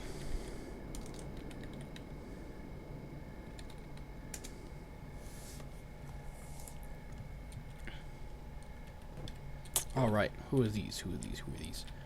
These guys aren't going to mess with us. Let's go see how much. I think I have enough saved up to be able to get another guy. And then we'll be mining at full speed. Or full efficiency, while also being able to have a squad who's roaming around, being mobile. Okay, he needs some food. Let's get some Gohan. Okay, Gohan. Let's go over here, sell that, and yeah, this is going to be the next thing we address after I hire the next guy. Is running back and forth between the copper thing and between the. So yeah, that's annoying, right? Yeah, we don't have to do that. There's a much more efficient way to move large amounts of goods. Two much more efficient ways. Well, one is the wooden backpack, which I think I already talked about, and then the other is pack animals. But we're not there yet. Pack animals is a little ways away, but we'll get there. Watching LARP Lad yesterday, another Twitch streamer. Just helping him out with his Kenshi run. Taught him everything I know. Well, not everything. I don't think I could. I didn't have enough time to teach him all 1,000 of my hours of knowledge of this game, but taught him a good chunk. Got him pretty set up.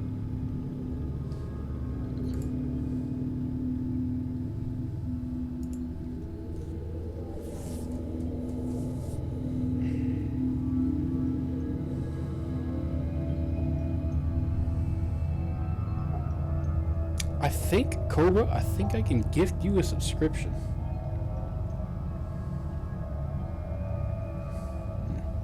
Not that it matters. I'm not even running ads right now. Is there any point in even subscribing to a streamer other than trying to support them if they don't run ads?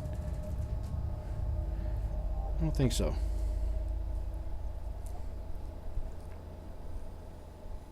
Oh wait, you know what? Didn't you say subscribers sometimes get special emotes and stuff? I need to do that. I need to set up custom emotes. Get some. Maybe if I can get some stuff together, I can commission some art. Fiverr or something.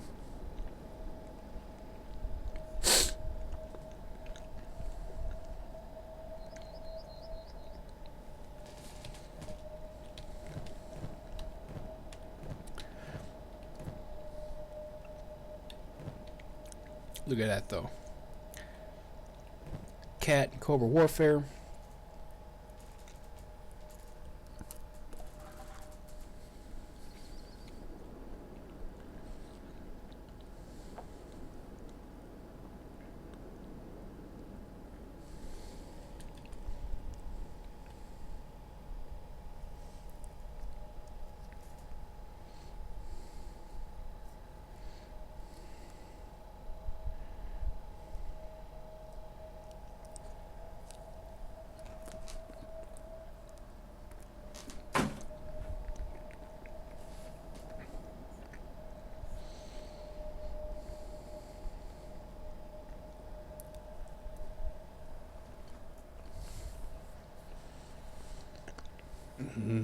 Banana.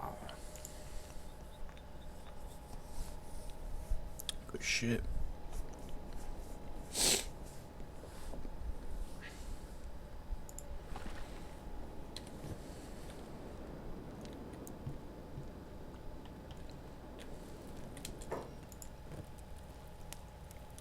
Holy Nation Outlaw. So that's a faction in the game. As long as you don't attack them, they're fine. If you do attack them, I would highly recommend against it because quite a few of them roaming the roads. Unless, of course, you're trying to do that, you know, bandit life. In which case, by all means.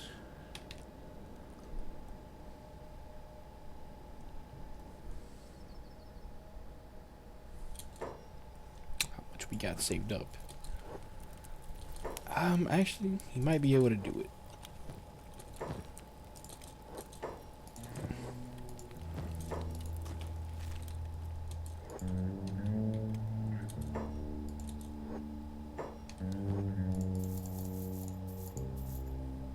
Yep, can hire the next person.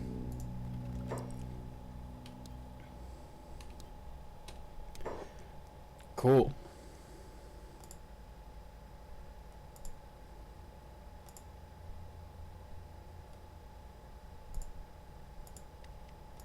So I was gonna name the next followers E-Man or Cuppy, but this is a female, and they're not female, so I think I'm just gonna go ahead and leave her name the same, unless we get another subscriber in here, follower.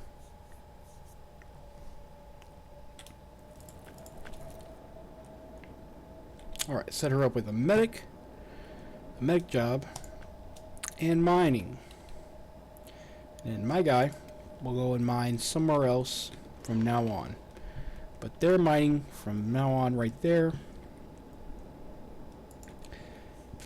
Cat, my main character now, can focus on bigger things.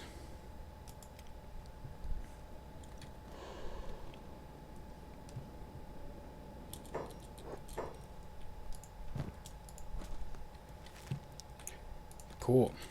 Next order of business. I want a better backpack. Turn off your jobs. As far as I know, the only other place to get backpacks this early in the game, in this area. Ooh, he has an Odachi. Cannot afford that right now. Okay, that's not going to matter then. Well, for one thing, Cat's probably going to need a little bit of food for the road. Let's get him one of those. I know he's got a little bit of Gohan left, but he's about to eat that in a little bit. And 1,000 cats should... Well, how much is a wooden backpack? Actually, not sure if that's enough. I guess it doesn't matter. I can have someone here sell some copper, while Cat gonna move down to Squin. Now I should be okay. I can run pretty fast.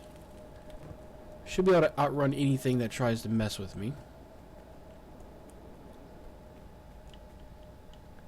Realistically, though, I should try and get some protection while doing this. You know what? We're not going to risk it.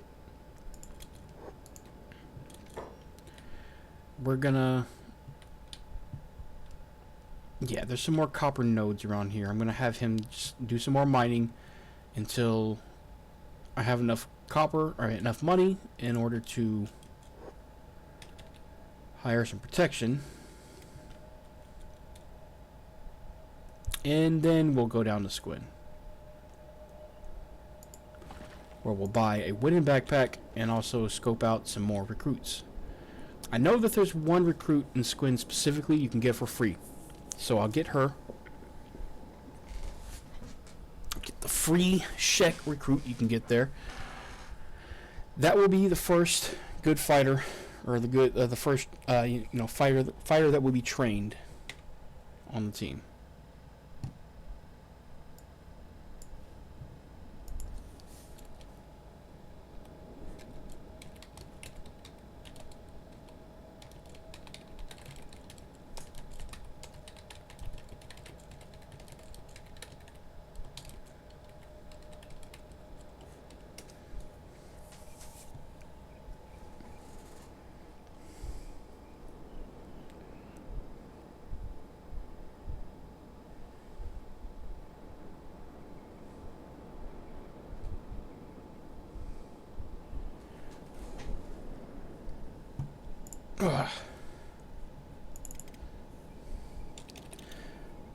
Alright, so thinking, yeah, so we need about, we need 4,000 cat, 4,000 cats to hire the bodyguards, but I'm going to need probably about 5,000 before I go to Squin, because I'm going to need some money to buy the backpack, which I think is around 1,000, if not a little bit more. Whatever, by the time I get to Squin, we should have some more Ironman, and then I'll just have somebody here in the hub sell it off, and then I'll buy the backpack. Somehow your money magically kind of transfers across all your characters. I don't know how that works. Money is not a physical object in this game, except I just kind of lied because it is. You can actually find cats out in the world, and you collect them. It just kind of goes into your magical, wallet here. And as far as I know, there's no way to actually lose cats other than just spending them. I could be wrong on that, but I've had over 1,000 hours in this game, and I haven't seen that. Oh, wow. Somebody's getting eaten by a dog over here, a bone dog. Well, they're already dead, so... yeah, at least he's not getting eaten alive. I guess he's got that going for him, but he is dead, so... oh, and there's another meal right over here. Oh, he already ate him. This guy literally has no limbs left. This could be you. In Kenshi, this could be you. Limbless and dead on the side of the road. No one gives a shit. That's just how this game is, man. Just how it is on this bitch of an earth.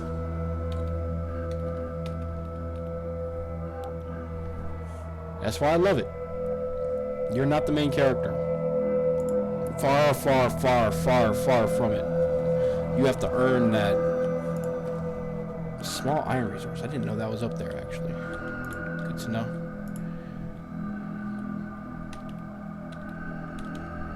But yeah, we're making that money, man. We're mining that iron, or the coal, copper.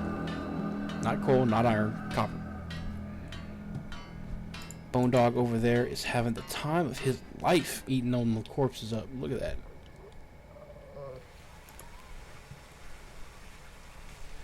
There goes his left leg. Yep, there it goes. This dude is eating good. He's full. He doesn't even need to eat.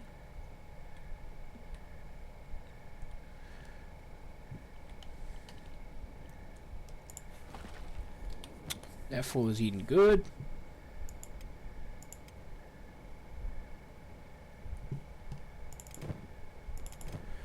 Okay, Kiji just dropped off a load.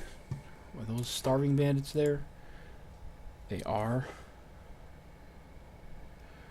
I think I can start paying them off now if they actually ask for it. But if they just attack right off the bat, well, it's time for the smackdown, you know. Got 3 guys now, so we're a little bit more survivable. But anyone can still die instantly from a single hit.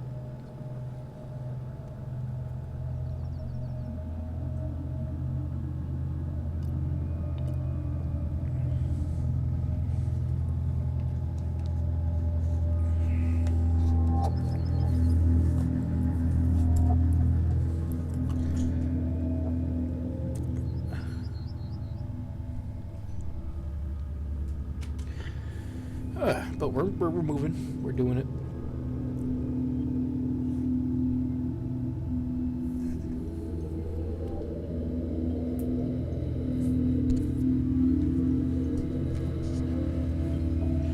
See Cobra.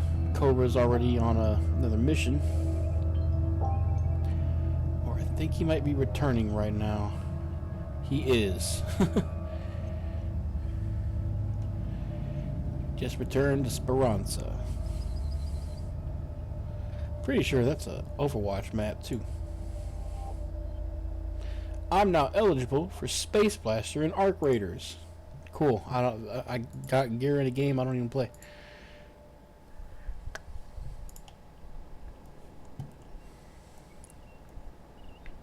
Sorry. Just looked at the stream and realized you guys were looking at the ground for a couple minutes there. Just checking the YouTube, checking the Twitch, making sure all that looks good. Got my new streaming setup, just trying to make sure it all looks all right. Yep, chat looks right. Looks like the chat might be a tiny bit cut off on the top there, huh?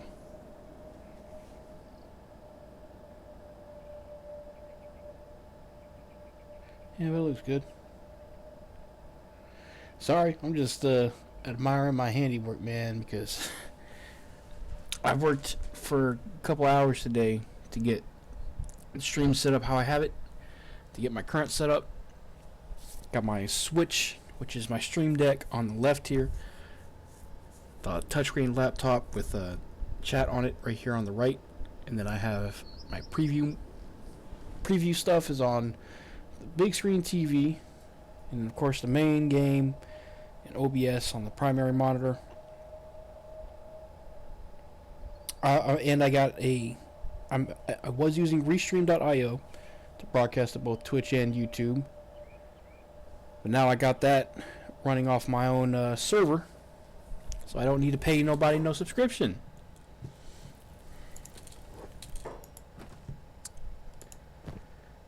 Yeah.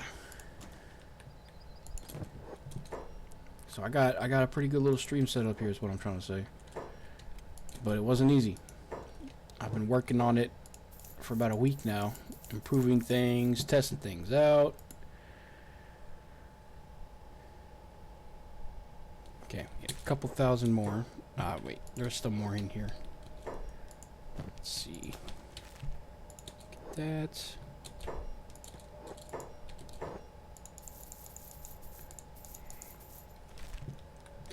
Now we can hire bodyguards. So, doing that in a minute.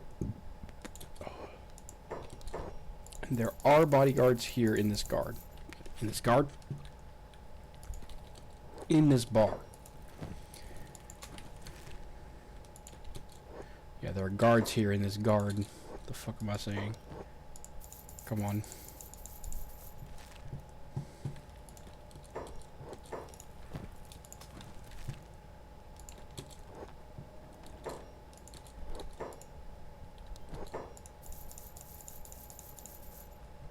Okay.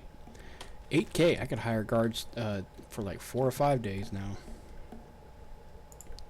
So what you want to do is you want to look for the leader of this mercenary troop here, which is this guy here. Yeah, mercenary captain. Have him go over to him, tell him I want to hire some bodyguards. Don't do I want to hire guards to guard my outpost right now. You don't have an outpost right now, and in the early game, you really don't want to just start out with that. There is a start to a start to the game where you can do that, but I would highly recommend doing that for your first time playing, or highly recommend against doing that for your first time playing. I'm sorry, picking the start where you start out with 5 builders.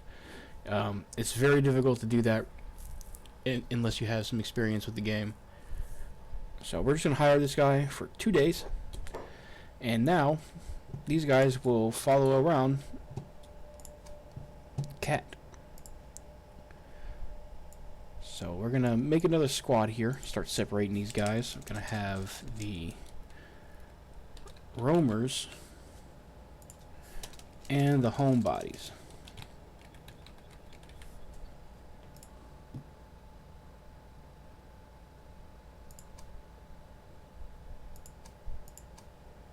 Now while we're at it, we can name our faction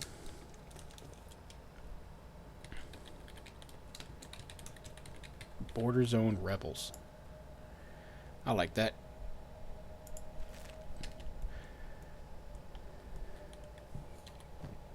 Because we will be setting up here in the border zone as our primary base of operations here to start. Alright, so we got some protection. We got some money. It's time to head down to Squin and really kind of begin to actually play the game. Everything we've done up to now is kind of setting us up to actually be able to survive. But yeah, now we're actually able to start moving out a little bit, start moving around the map.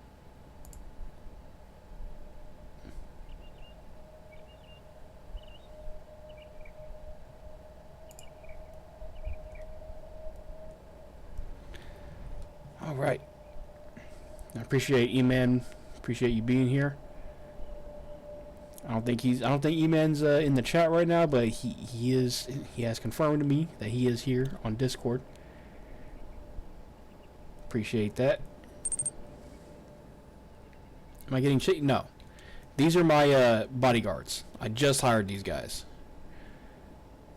So I'm running at full speed right now. I should probably actually slow down a little bit and let them catch up. But these are my bodyguards. I hired these guys for 4,000 fucking buckaroos a day. We're heading down to the nearby town to get some starter gear.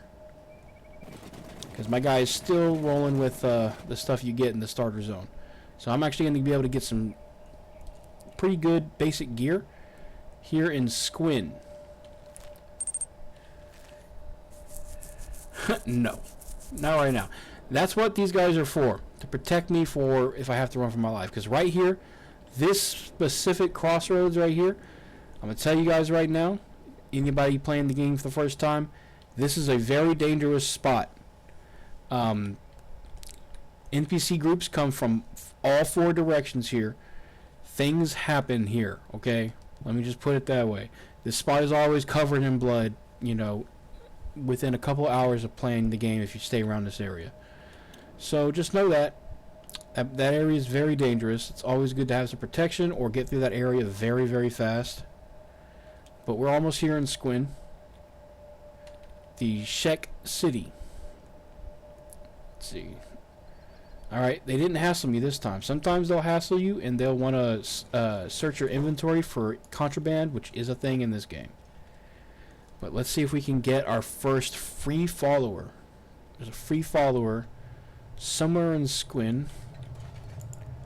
I know what her name is in the main game, but I am playing with that name mod, so... Ah, no, she's up here. Ruka. So I think Ruka is a unique NPC. I think she always has the same dialogue, the same deal. She looks the same. So... No, I'll just read her dialogue. Looking at my horns, flat skin. I really couldn't care less about your horns. Good, because I can still prove my worth in battle without them. I have a question for you, Flatskin. What do you do if you're outnumbered on the battlefield? Fight tactically. Take out the weakest opponents first. Truth. You must even the odds against us, even when our situation looks bleak. We fight the enemy to the death, and we die with honor on the battlefield. But I didn't die. I awoke surrounded by death, but still alive. They labeled me a deserter and cut my horns on my return. I'm no longer a warrior, but a servant. Damn, that's brutal. Damn, talk about survivor's guilt. Shit. But you fought bravely. You didn't deserve that. Perhaps. Either way, I will not remain here as an unclad warrior. But you seem different to the other outsiders I have met, Flatskin. Let us band together. I am intrigued to fight alongside you. It would be an honor. And there you go, just like that, you get a free Shek. And it's not quite as cool as it sounds. Sheks are... what's the word? They are actually going to have a medic, rescue, and then bodyguard. That's their job. Sheks eat a lot. Let's just put it that way. They eat, I think, 1.3 or 1.4 times as much food as humans. Hivers eat the least, I believe, and then robots don't need to eat at all. But Sheks need to eat a lot more than everybody else. Okay, Black Sheep is an engineer for 6,000 cats. I don't have the money. Quant. This guy's looking to band up for 3K. Not right now, but I might come back to him. What else we got? Pace. I want to start over. Free from peasantry. You can fight with us for 3K.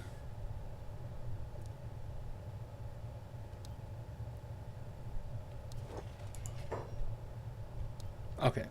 Just making sure I can still hire her again. Alright.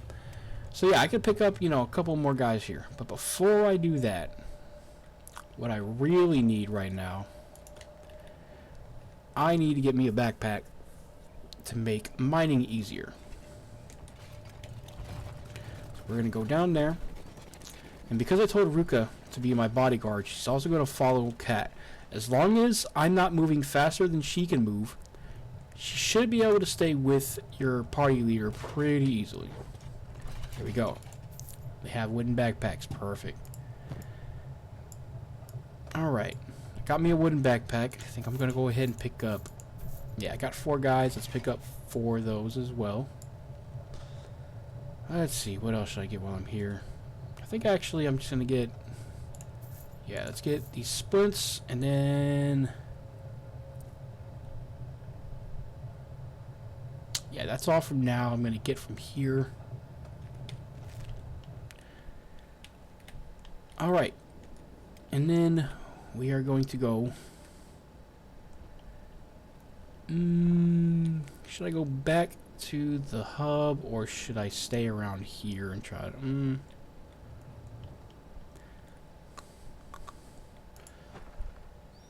Everything around here costs a lot of money anyway. Let's head back to the hub. Let's head back to the hub and do a little bit more personally mining, and then we should have a pretty good stockpile of copper already building up. One thing I like to do too is sometimes, so you can build outposts and they might get attacked, but they're not full cities, so they won't get attacked by quite the same type of enemies and quite the same force numbers. I could set up an outpost. What I like to do sometimes is set up an outpost between the hub and Squin, somewhere around here maybe. This would probably be a good spot, somewhere around here.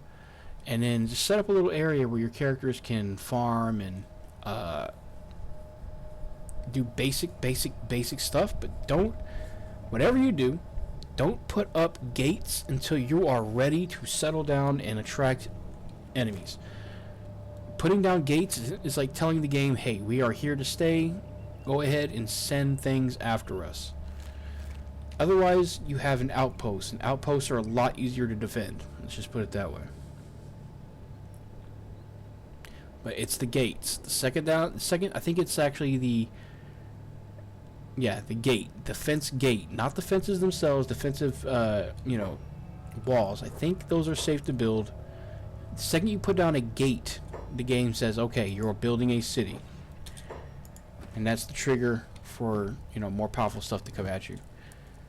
Alright, I'm going to go ahead and build... Where is it? A general storage box. So, fun fact, this box right here, this little tiny chest, and this much bigger version that doesn't even really fit in this room, they hold the same amount of items, just so you know.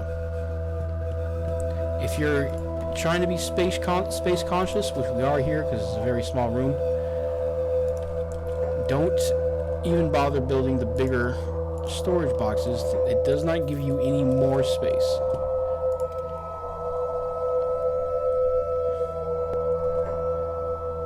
What is he doing? What is he doing? He should have... Okay, he should be going and building... build this guy? Wait, does that need building materials? Oh, I bought an iron plate, not building materials. That was my fault. That's okay. I can still use that.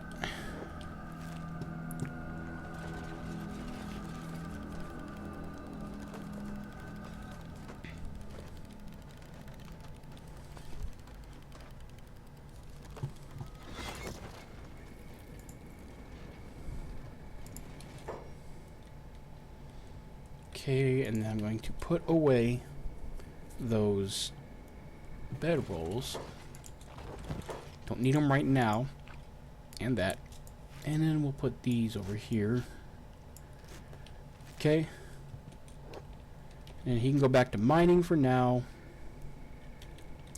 Ruka can mine too. Why not? Okay, you can mine that.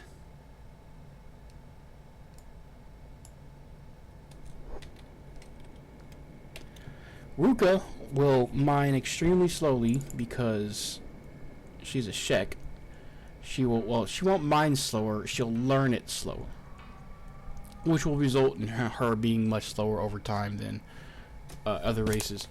But, I mean, as long as she's near Cat, she's fulfilling her role of being his bodyguard.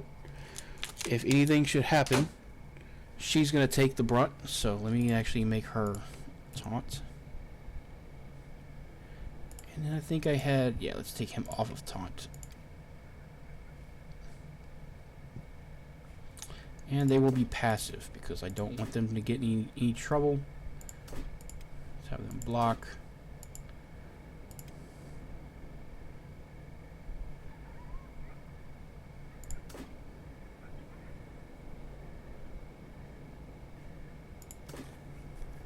All right.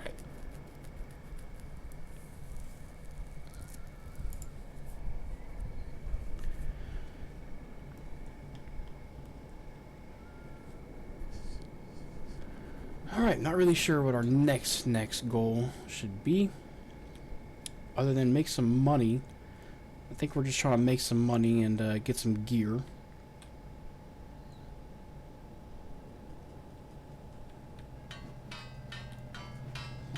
Kind of feel like I hired these guys for nothing, and they're probably like, what the heck was this? Just making free cats.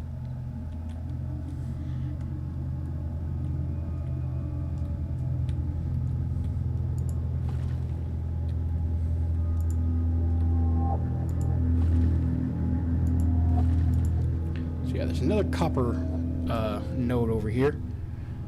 So definitely, oops.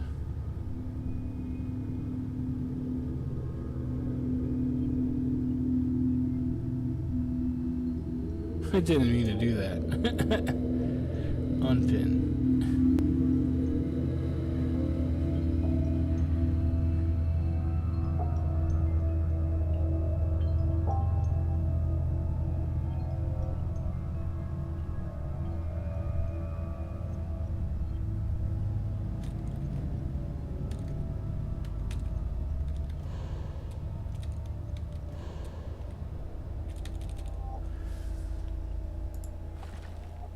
Ruka almost ready to take a load back. Look how fast Cat's going compared to Ruka. Look, check this out. Bam, bam, bam, bam, bam. And then, just to give you an idea. And Cat's only at like layer 30 or 40 while Ruka's at 0. He's at 50. Okay, well. They changed things a little bit, but not much.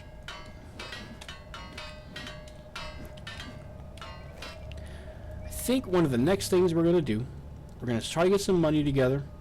And then what I like to do is buy this building right here, the most central building in all of the hub. I like to take this and turn it into a little warehouse / research center. So at the top on the top floor, on the roof, I like to build a couple storage things, like storage containers, like for ore, for building materials, iron plates, raw animal skin, all the basic stuff that you can just get while exploring or buy from the shops. Then on the first floor, I'm also going to build a level 2 a level 2 science workstation, so we can get started on level 2 science. You know what? That's the next thing I need to do. I need to buy research books. So I guess that's the next thing we're going to be spending our money on for a bit. Let me see what we have left. I could also send Kat and Ruka out to do some exploration.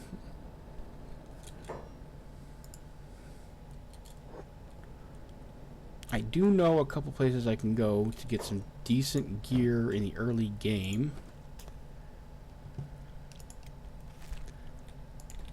And see, right there, I just picked up like 40 pieces of copper all in one go.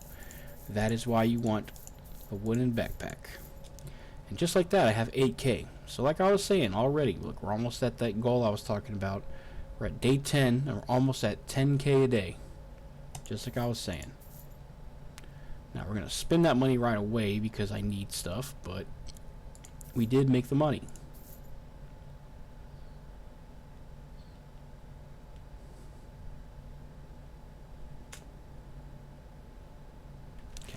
Bought a little bit of food there because the next thing I want to build, food storage. Basically, as long as your squad members have access to food, they will keep working indefinitely, and as long as they have access to storage for the stuff that they're working on, obviously.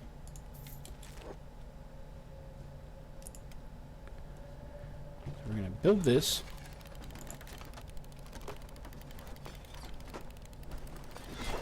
I'm also going to have him auto haul, but only as the last possible thing. Okay, and what I just did there is I had him auto haul all the food that he has in his inventory into the food storage. From now on, whenever anyone else gets hungry, which I think, yeah, they're both going right now, so both Cobra Warfare and Kiji are hungry. Cobra Warfare was actually starting to starve. Oh shit.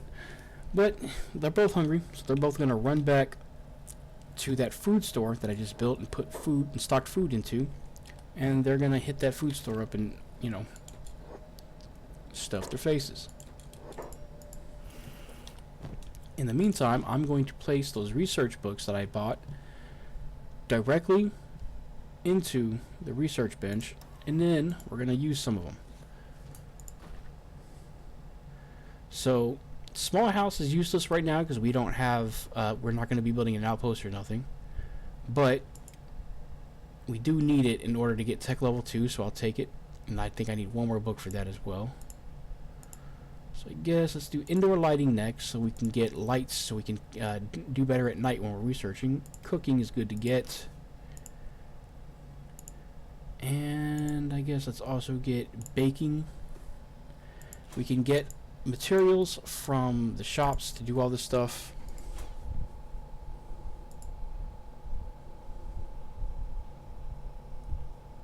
I think I'll just let that ride there for now.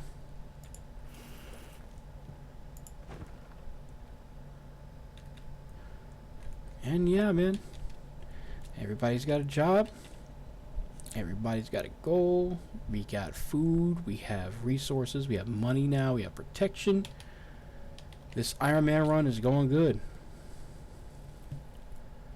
I don't think I've ever actually done a legit Kenshi Ironman / hardcore run where I really just don't save scum at all. You know, I've always like, oh man, something really bad happens.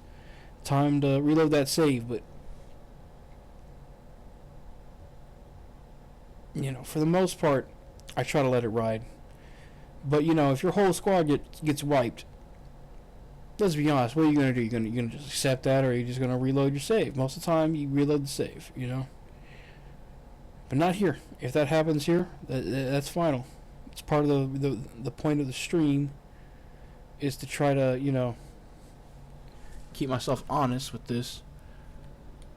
I'll have proof if I succeed, and I'll have, you know, proof against me if I try to cheat.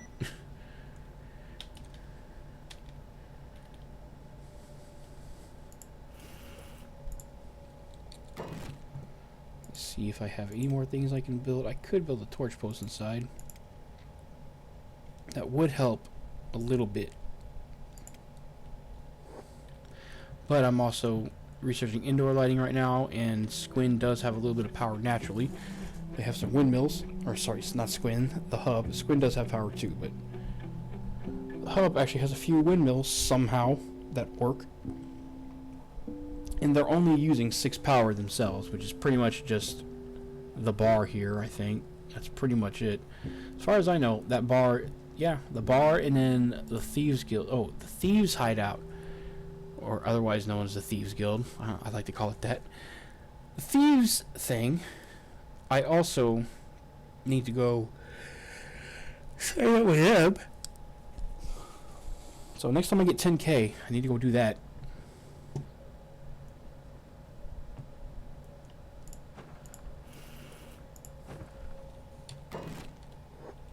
I think I got indoor lighting. Let's go ahead and build some of that. I like to build ceiling fan lamps on inside. This needs iron plate. Oh, I think I got an iron plate right in here. Yep. There we go.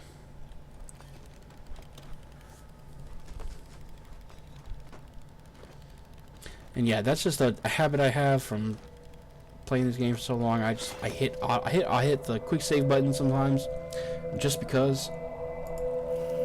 It's not like I'm gonna be, you know, reloading or nothing, but sometimes the game crashes, you know.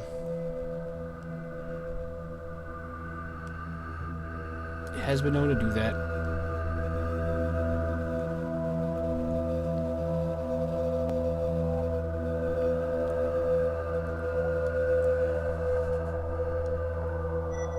Yeah, now we got a little bit of light in the room. He can work at full speed even at night, because the way this game works is at night, lights go out, your characters become less efficient, but they also get the stealth boost. But they become less efficient at anything they're working. But now that he has light in here, he can research at 100% speed even at night. That's how that works. That's why I wanted to get lights. I think we should be able to cook as well now too. Yeah, cooking stove. And then pretty soon we'll get the bakery.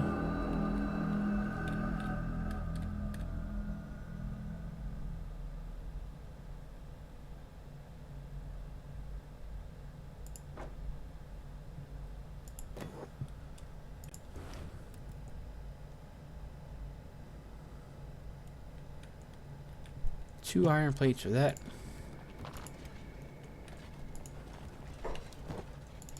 Perfect.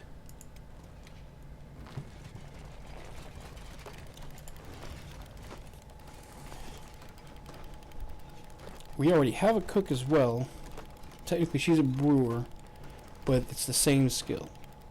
So I can just have her move to doing this. Probably have some dried meat that's still cooked over in that campfire as well too. I should not think about it. Okay, that's your job. That's your job.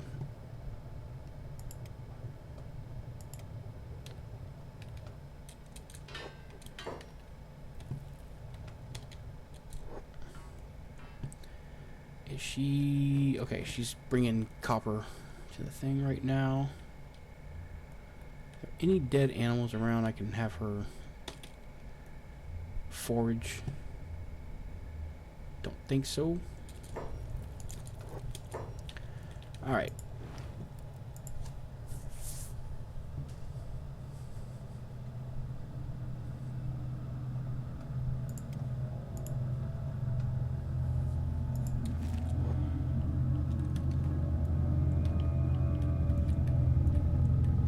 Where's that campfire that I had right here? Okay, there's nothing in there. Alright, well then...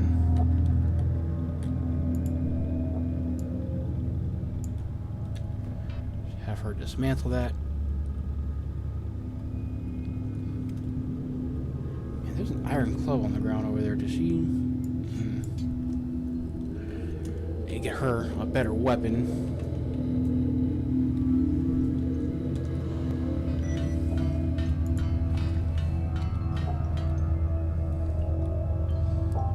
Oh, shit. Look at that. Alright, I'm gonna do a quick save and quick reload. Like, just right now. To see if it fixes that. I think it fixed it.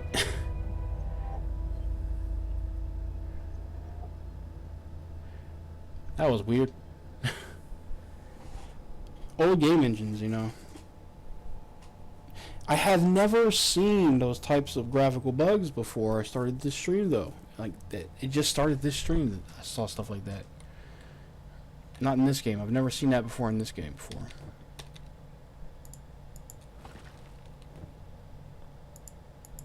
Don't know why that's happening. Cobra is going into a bunker right now. Of some sorts. He's underground.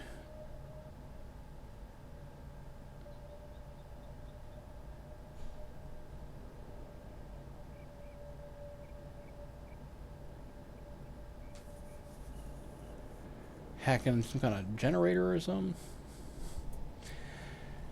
Don't know. I don't know the game.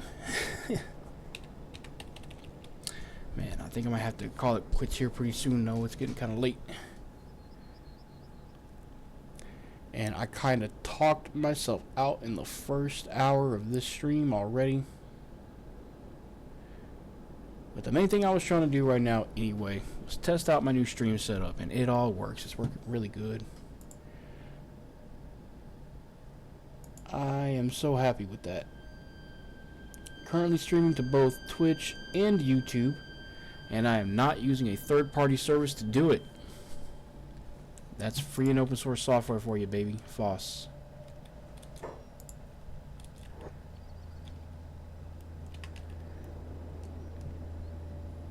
Self-hosting is going to become a big topic in the coming years, I think. Even more than it already kind of is.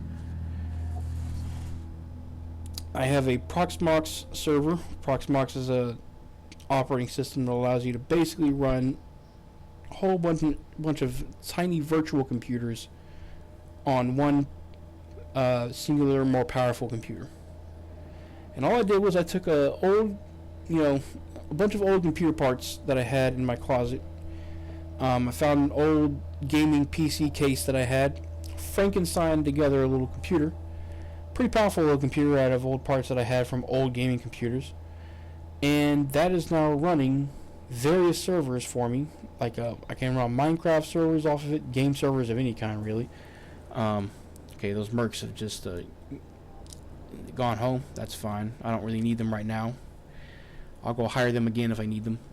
But yeah, I can run Minecraft servers. I can run, a DayZ server or something if I wanted to. Team Fortress 2. I could run. I have a media server, Jellyfin. It's running all my. It's basically my own private Netflix, music. I got my own Spotify basically. File hosting, all that stuff. All hosted myself. I'm not reliant on Google to host my files.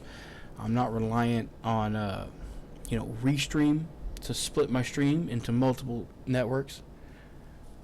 It's all taken care of by my own server. And it took quite a while to set all this stuff up. It's been a journey learning all this stuff, like it really has. But it's worth it. If anybody who's, not super into streaming, or not super into computers and tech and things like that, I think it's we're at a point where you kind of need to be at least somewhat technologically literate if you want to survive.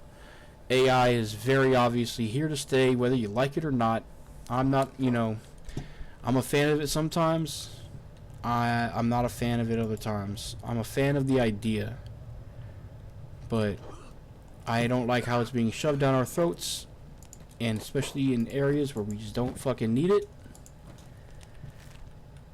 I don't like how it's taken over people's jobs and not even doing a good job at that in the first place.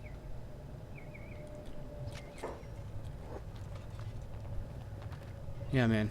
AI is a double-edged sword. I like the technology. I don't like the way it's being used. I don't like the way it's being abused. I don't like the way I don't like the attitude people have around it. But it's here to stay. There's nothing you can do. Okay. There's a high toothpick there. I might go ahead and get that for a while.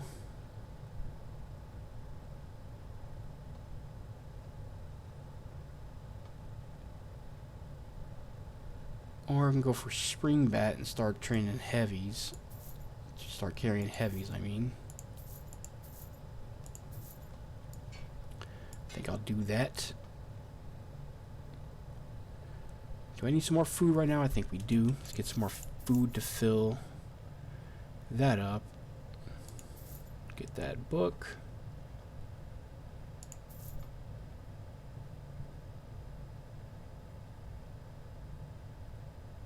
Does Ruka have med kit? She does, okay.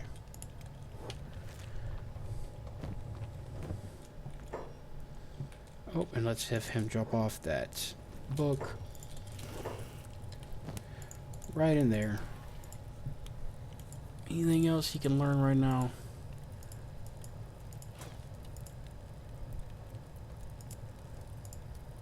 Let's learn about simple training dummies, why not?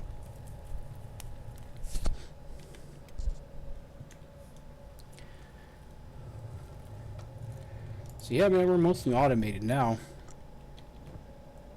Got 3 people working.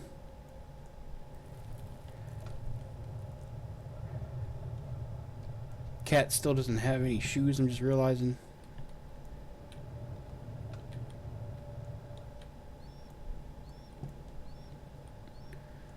We're almost at 10k. Hold on, how much is in here? Ah, okay. We will be at 10k in just a second. I think I'm gonna go ahead and... Where is...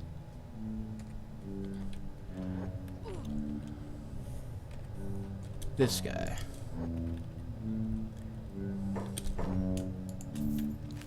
$10K. All right, let's go join these guys. There we go. The guy you want to talk to join the Shinobi Thieves is usually right outside.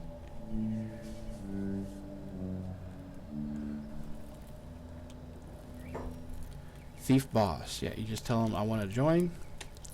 It's like, that's it, just a fee. Yep, 10K. Sign me up. Just like that. We were allies with these guys now. So they will also come and help fight stuff off for you too, within reason. And they have a guild plastic surgeon. You can go talk to these guys to customize your characters after the fact. But the other main reason why these guys are good to have, if I can find him, where is he at?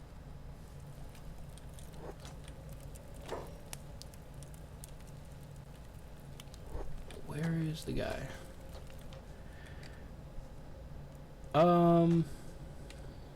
There he is. The Shinobi Fence. So these guys, you can sell stolen items to. And the catch is, it's for minus 50%. But he will always buy stolen items from pretty much any faction. But the main reason I wanted to come over here was to look at these. Let's see, so small thieves backpacks. Thieves backpacks are cool because they give you a little bit more inventory space, but they don't really hinder your guys very much. Looks like I can actually buy this. Let's get this. Upgrade my guy a little tiny bit. We need to go make some more money, but then I can come back and get some assassin's rags or some ninja rags. It's not, you know, a huge upgrade, but it's something. And then I can also get me a leather shirt, it looks like. Don't think there's any actual benefit to getting the black cloth. We also have wakizashis and katanas. I think I might want to have one of the other guys go into katanas, maybe the cook. But for now, just have them go back to work, I guess.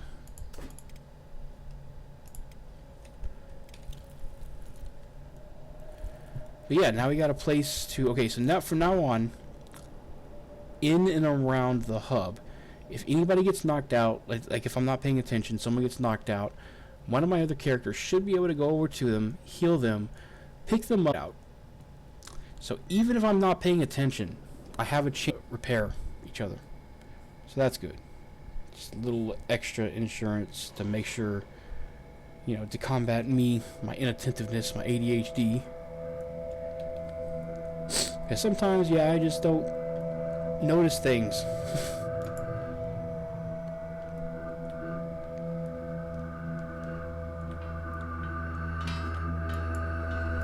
Or I notice them, I just don't register them as something I should pay attention to. That's pretty much the thing about ADHD.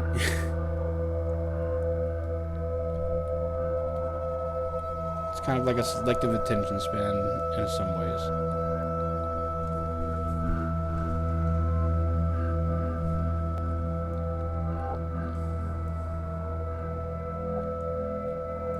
Oh, I see some lights off in the distance over there. That means that there's a camp over there. Let's see if I can... hold on. I might be able to get some more information if I can find whatever that is. Campfire, Dust Bandit Camp. That's how I found that out. So there's Dust Bandits over there. Maybe I can take some mercenaries, go over there and introduce ourselves, and maybe get a little bit of experience. I think that might be what I do. Who are these guys? Are they going to fight? They're not going to fight. I was wanting to see a fight. But yeah, pretty much all of these buildings here in the hub you can buy and then rebuild. It's actually kind of cool to get all the buildings going and basically rebuild the hub for yourself. Kind of reclaim it as your faction's base. But ultimately you're going to want to move out and make your own base no matter what, because it's the only way to actually get all the coolest buildings and the coolest things in the game is make your own base. But we'll do that before long. We're going to need to get at least around 10 people and have at least 4 or 5 of the guys be strong fighters before we start building a base. Half the team is going to be going to working, the other half is going to be going to base defense, and then from there we'll get more people as needed. But generally you want to have one guy working on making building supplies, one guy making iron plates, 1 or 2 guys farming, and then another guy or 2 who's mining copper just for money. That's my strategy for base building.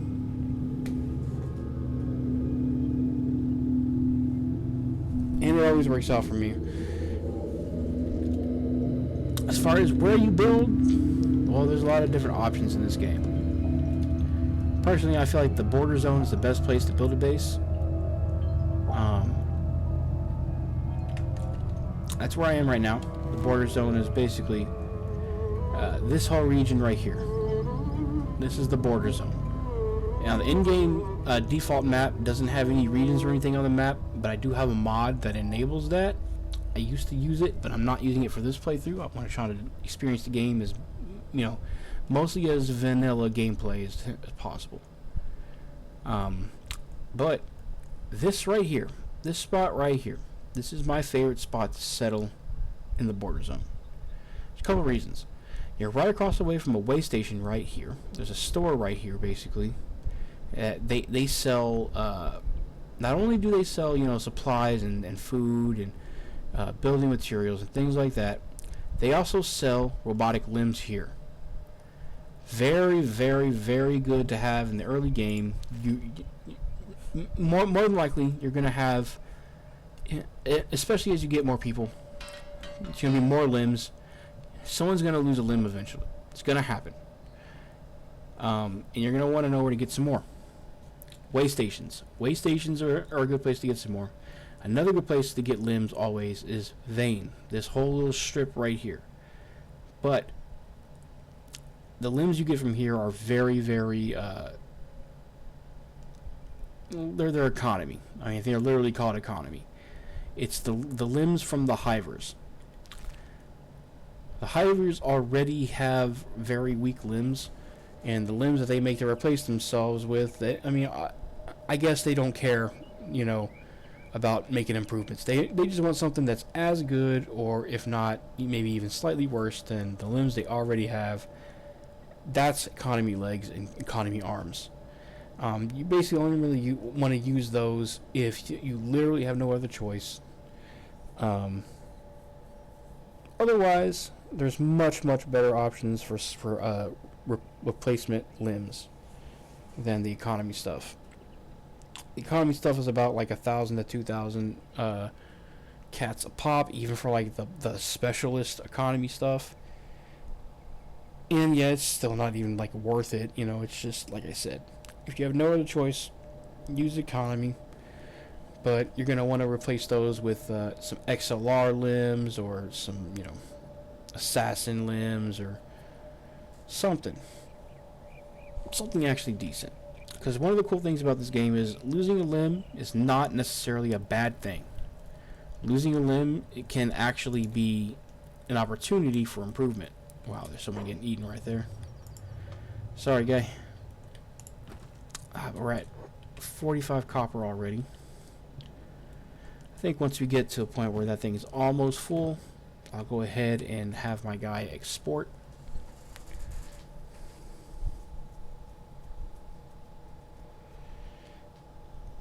The next crop of money I come into, I think I'm going to buy that central building and start expanding our storage situation. I want to make it to where I can leave the hub for a couple hours of real life time, a couple in-game days, and then they will hardly if ever run out of storage space for the miners. And in order to do that, what I need to do is buy one of these buildings and then literally just put as many containers as I can stuff into the thing. And then that'll be what that is for. It'll literally just house all of my gear and stuff. I'll actually probably make this one be that. This one here, this central building, this will be our first real base. You'll see what I mean once we get it. But first things first, we need to get a warehouse. That's what we need first. We need a warehouse for all of our dry goods, essentially. Our iron and all of our stuff that we find all around. We need the warehouse, and then after that we're going to build a hospital / research center. That's going to be the building next to it. After that stuff's complete, we can start working probably on the brewery / bar / food production building. I do want to build my own bar. There's already a bar in the hub, but there's no reason you can't compete with it. You can even sell your own food there at a counter, and NPCs will buy it.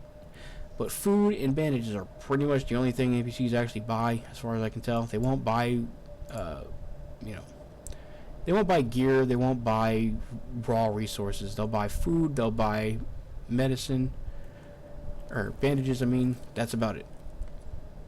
but it's something. I think that feature was probably a little bit underbaked. Like I said about the game being, made mostly by one guy. I think he just, didn't have time to finish everything he wanted to do in the game. Kind of left some features a little bit half finished. But he's working on Kenshi 2. He actually has a team now. And I'm really excited to see what Kenshi 2 looks like. Well, you already know it looks like. That's what this mod is based off of. But I'm really excited to see what, Kenshi is actually like. That's going to be cool.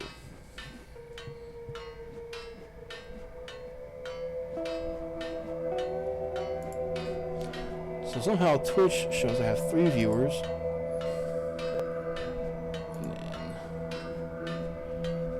And then nobody watching on YouTube. Then Restreamer says I only got 2 viewers, but I guess that's just the services. Don't really know what this view count means.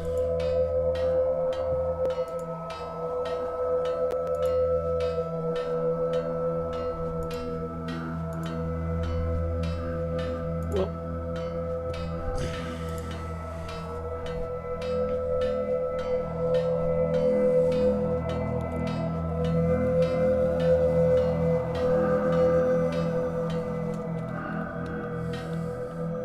if I had said cat was starting for a second there, I was like, that should not be the case.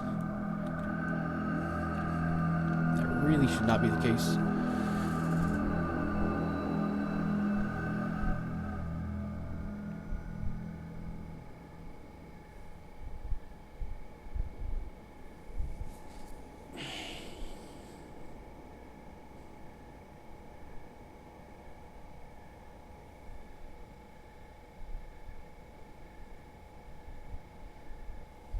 Oh, let's see, 75. That might be the max I can carry anyway. Move that there.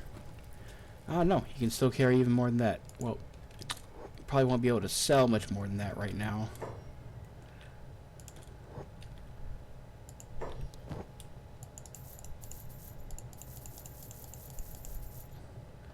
Wow, sold it all.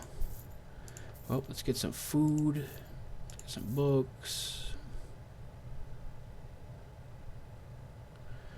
I don't want to get the bread until I can actually store that. I don't have the storage container for that just yet. Oh, wow. Grog and blood rum are worth a lot of money here. I get that fish too. Look at that fish. Look at that fish.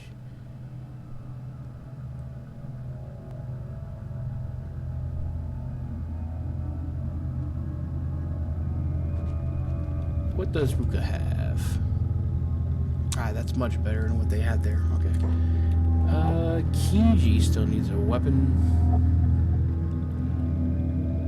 Don't really want to give her a saber. Let's get her that. Cat can go back to work. Can put the books in there. And what else can you research right now? Basic weaponsmithing, sure. Kiji is on our way over there to buy that.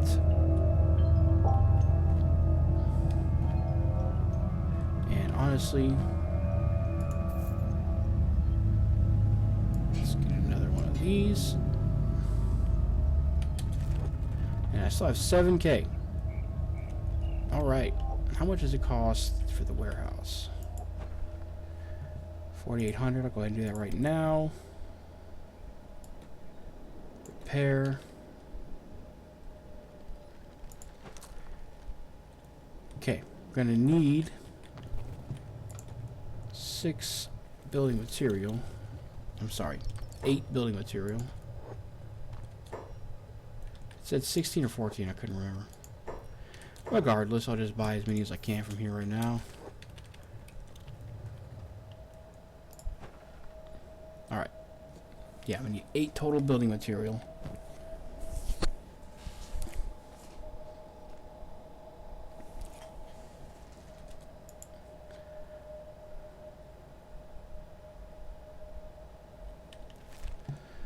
Let's go to this other one here real quick. See if it's in there. Somebody just got their ass kicked.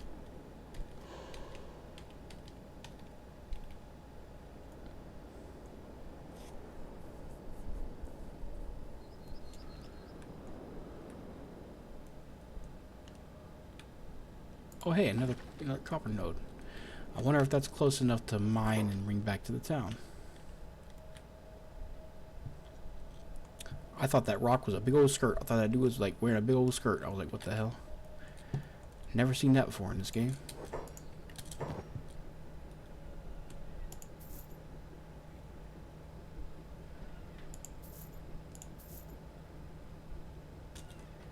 Alright. Have him resume his job. It should be enough to finish the building. And then our warehouse structure will be built. Just have to build the storage containers.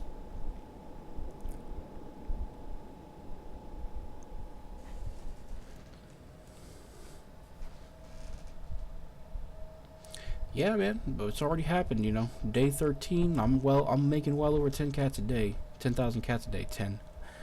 I'm making well over 10 cats a day.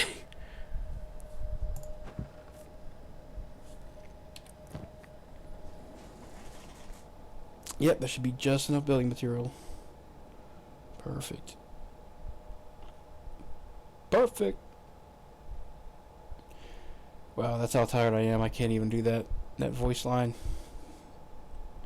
Can normally do that one perfectly.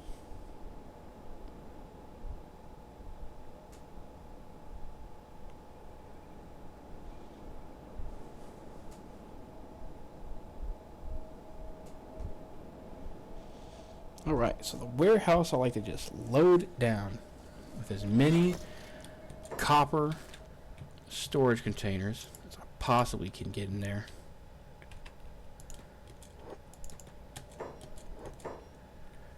I'm talking literally fill it up. So copper,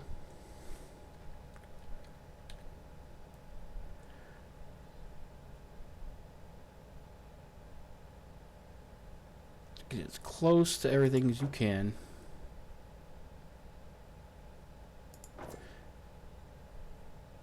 And then we're just gonna go and place it down.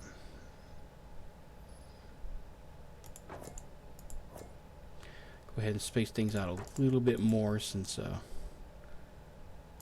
can't be placed 100% close. And then just make sure you have at least a little bit of space so that you can walk around here. Bam. And then we're going to go up one level and do the same concept except up on the roof.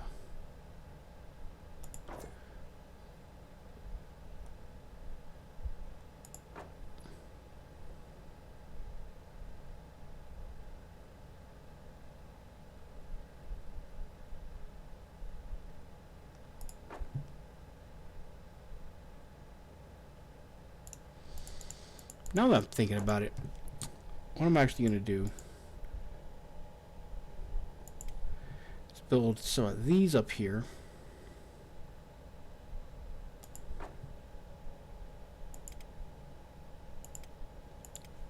Building materials.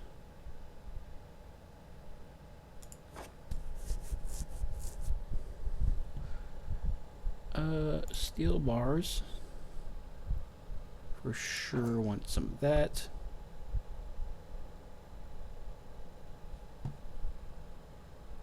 How about this? Steel bars. Let's get 2 things of iron plates here.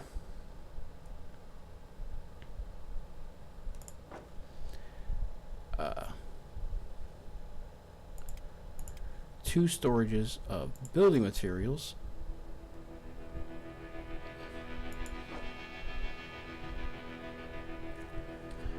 Down here I should be able to squeeze in a few more little things.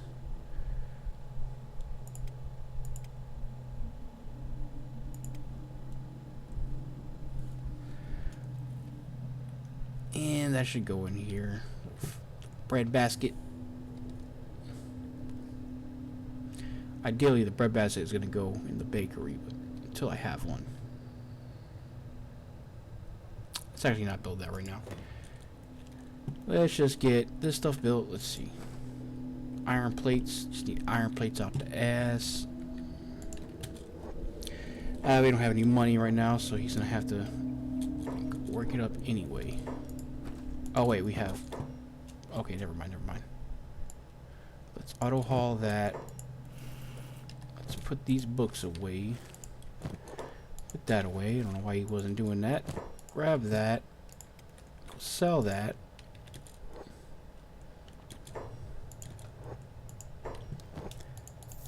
There we go. Let's get some more food while we're in here, I guess.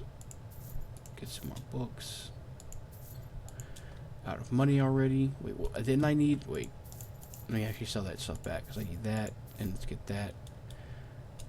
Then let's get the books. Alright. Jobs. And then he'll do what he can.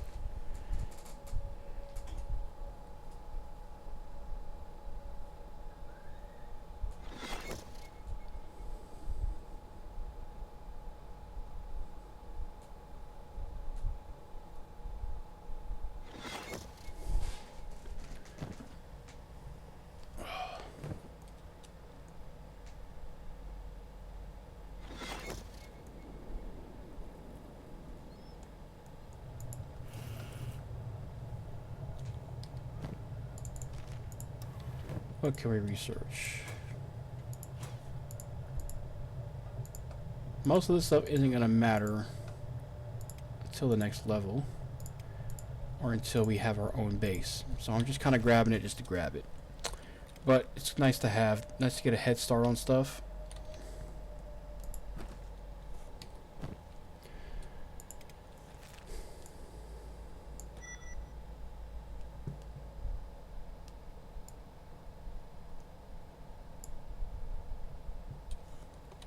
Just told him to go ahead and haul food to the food store. First thing. First opportunity he gets, really. That way, we keep the food thing stocked. And as long as this is stocked, the miners are happy. The money will keep flowing. Or the copper, which is the money. When I say the money, I'm here on out referring to the copper.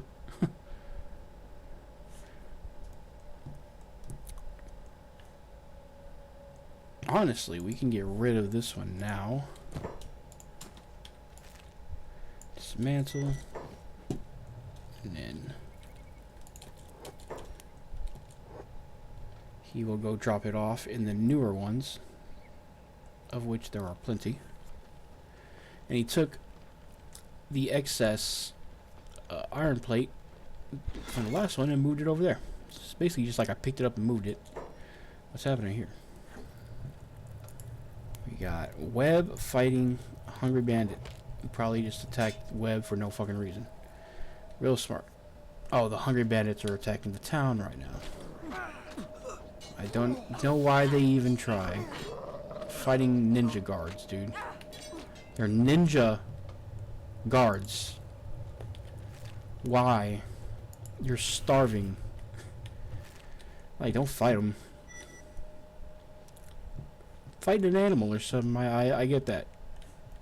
You can eat an animal. You can't eat a ninja guard. What are you doing? Well, I guess you could. But probably shouldn't do that. Eat a ninja. They probably don't taste too good.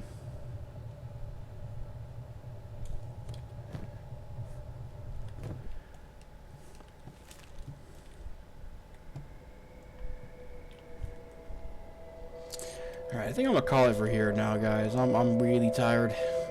My voice is hurting. It's hard to keep going. I appreciate everybody who tuned in tonight. I was testing out my new stream setup and this new series I'm doing. I really intend on keep going with this. I love Kenshi, man. I can play this game for hours. You know, obviously, I got over 1,000 in it. over 1,000 hours in it. So I'll catch you guys later for the next stream. I really had fun. And yeah, let me go ahead and save it real quick. The Rock Bottom Squad is the other save that I was testing out on. Border Zone Rebels. Save. And I'm only going to keep that one main save slot. I got the autosave slots, but I mean, you can't get rid of that as far as I know. But yeah, I think that's it for now, guys. Appreciate everybody for tuning in. And yeah, until next time, peace.